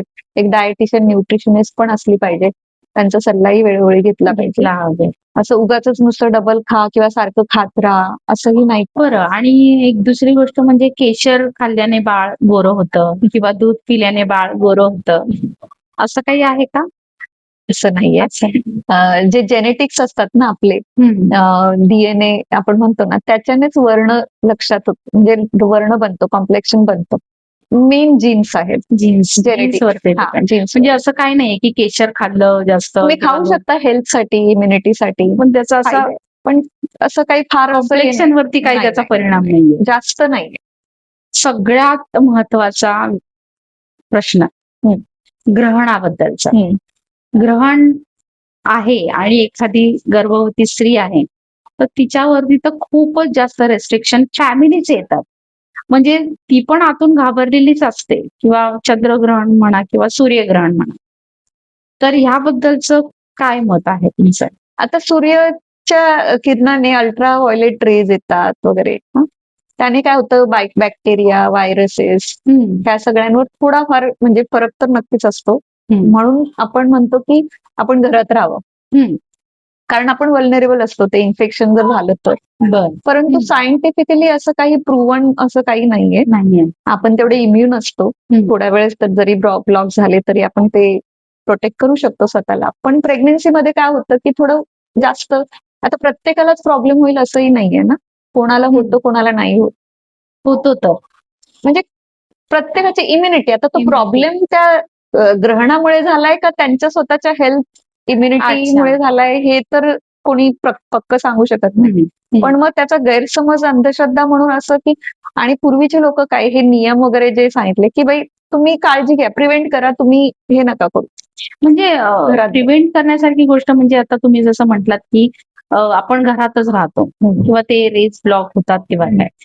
पण काही ठिकाणी गर्भवती महिलांना तर तू याच पोझिशन मध्ये बस, झोपायचंच नाही किंवा काय, अशी पण ते रेस्ट्रिक्शन अतिरेक लावले आहे. जातात. मग ते त्याच्या मग त्या तर सगळ्या अवॉइड केलं पाहिजे. ते खरं नाहीये तर. प्रत्येकाने आपल्या डॉक्टरने सांगितलंय तसं स्वतःची सेफ्टी, काळजी, रेस्ट ह्या महत्वाच्या आहेत. Instead of giving too much importance of this things. म्हणजे आयुर्वेदिक डॉक्टर असून आणि गर्भसंस्कार कोच असूनही मी हे सांगते, कारण की खूप तुम्ही जर एक्झर्शन केलं कुठल्याही गोष्टीचं तर त्याचा वाईट परिणाम होऊ शकतो तुम्हाला आणि बाळ. So better please don't do this. आता आपण बोलतो डोहाळे वगैरे लागतात, तर असं मी ऐकलं आहे की बऱ्याच जणांना वेगळ्याच प्रकारचे काहीतरी गोष्टी कराव्याशा वाटतात. म्हणजे अगदी स्मोकिंग पर्यंत किंवा अल्कोहोल घेणं म्हणा.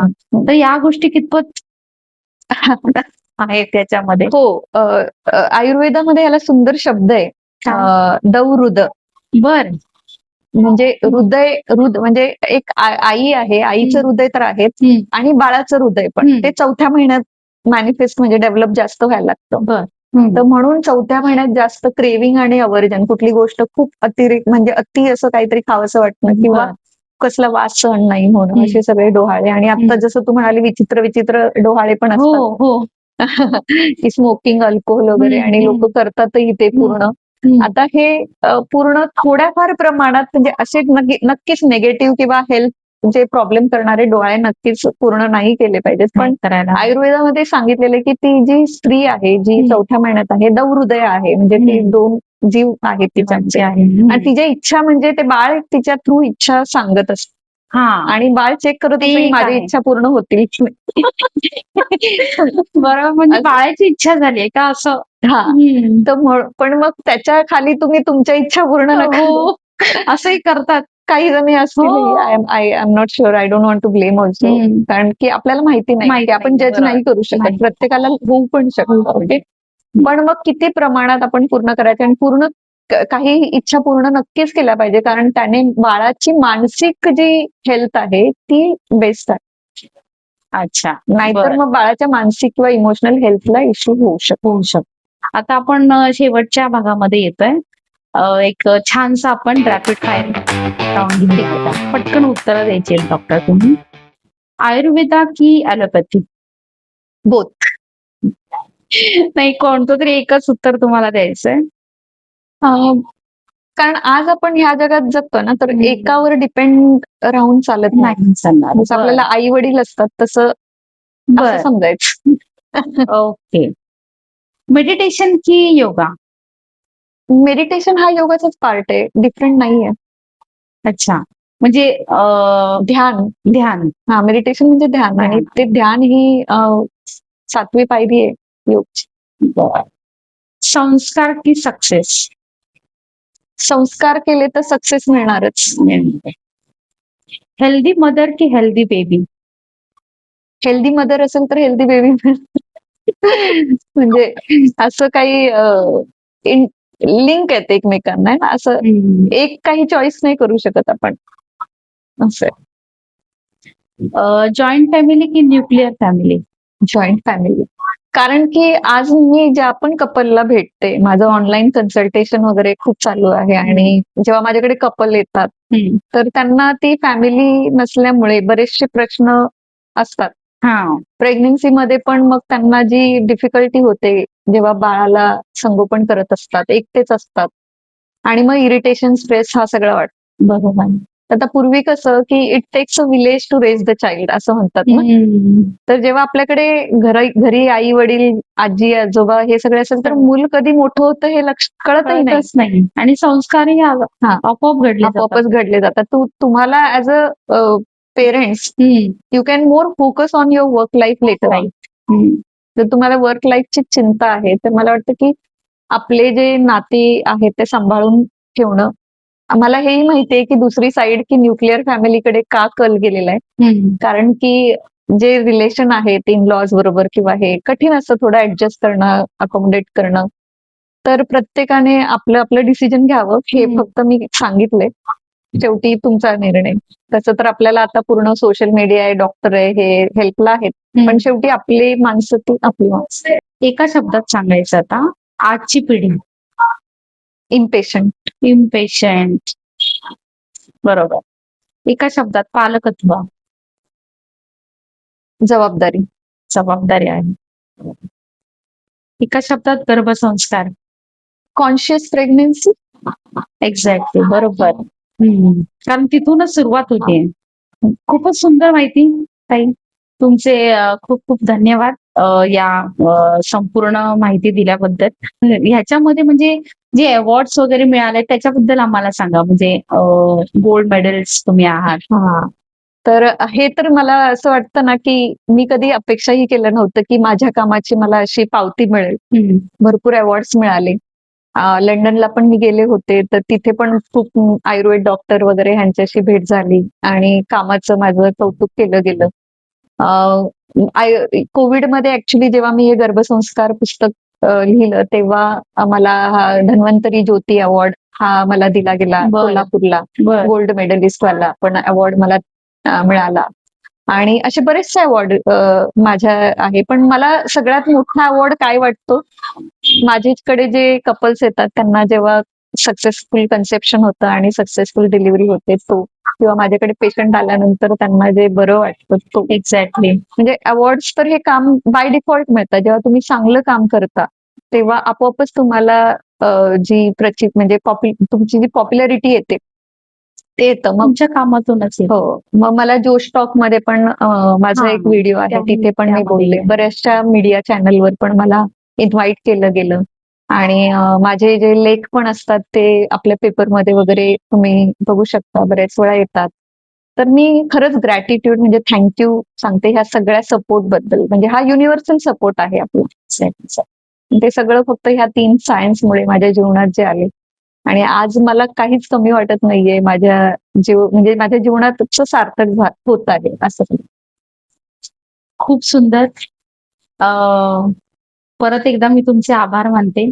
तुमच्या या सुंदर स्टुडिओमध्ये आपण खूप छान तुम्ही माहिती दिली. इथे तुमचे सेशन्स होतात आणि खरंच समाजाला अतिशय उपयोगी पडणारी गोष्ट तुम्ही सुरुवात केलेली आहे. तुमच्यापासूनच त्याची सुरुवात झालेली आहे. थँक्यू स्वाती आणि थँक्यू. मला मजा आली बोलायला. आणि बऱ्याचशा गोष्टी आहेत आणि होपफुली आपल्या प्रेक्षकांना आवडेल. आणि जर गरज लागली तर नक्कीच तुम्ही नक्कीच या AYG अकॅडमीमध्ये. आमची एकच ब्रांच आहे कुर्ल्यामध्ये, इंडियामध्ये. पण आमचे भरपूर सारे पेशंट किंवा आमचे स्टुडंट्स आहेत अक्रॉस द वर्ल्ड. म्हणजे जवळपास 10 पेक्षा जास्त देशामध्ये माझे स्टुडंट आहेत. अरे वा. आणि ऑनलाईन जे एज्युकेशन आपल्याला जो प्लॅटफॉर्म मिळाला आहे त्याच्यामध्ये मला नाही वाटत की आपण आता जगापासून लांब आहोत. तर मला असं वाटतं की खरंच जे काही होतं ते चांगल्यासाठी होतंय. आणि आपल्याला फार देशाच्या कोणाकोणात जायला मिळतंय. आणि असंच काम माझ्यावर पण प्रेम करा. माझे जे स्टुडंट बघत असतील आणि माझ्या कामावर पण प्रेम करा. आणि ह्या जे शास्त्र आहेत आयुर्वेद, योग आणि गर्भसंस्कार यांना अप्लाय करा जीवनामध्ये. आता आपल्याला डॉक्टरांनी खूप सुंदर माहिती दिली. तर तुम्हाला हा एपिसोड नक्की कसा वाटला? तुमचे काही सजेशन्स असतील तुम्हाला काही डॉक्टरांना विचारायचं असेल किंवा त्यांची पुस्तकं तुम्हाला हवी असतील तर त्यासाठी तुम्ही नक्कीच खालच्या नंबरवरती संपर्क करा. कमेंट्स बॉक्समध्ये आम्हाला कमेंट करून सांगा की तुम्हाला कसं वाटलं, काय वाटलं किंवा काही तुमचे प्रश्न असतील तर तेही तुम्ही विचारा. आणि तुम्हाला खाली लिंक देण्यात येते आहे, तर त्यावरती तुम्ही पुस्तकांची ऑर्डर नक्कीच देऊ शकता. तुम्हाला म्हणजे या पुस्तकांचा नक्कीच तुमच्या आयुष्यामध्ये तुम्हाला नक्कीच फायदा होईल त्याचा.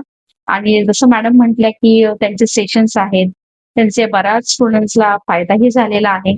तर माझ्या प्रेक्षकांमधील भावी जोडप्यांना किंवा जे आई वडील होण्यास इच्छुक आहे त्यांनी नक्कीच या मॅडमच्या अकॅडमीचा फायदा घ्यावा असं आम्ही तुम्हाला आवाहन करतो. धन्यवाद.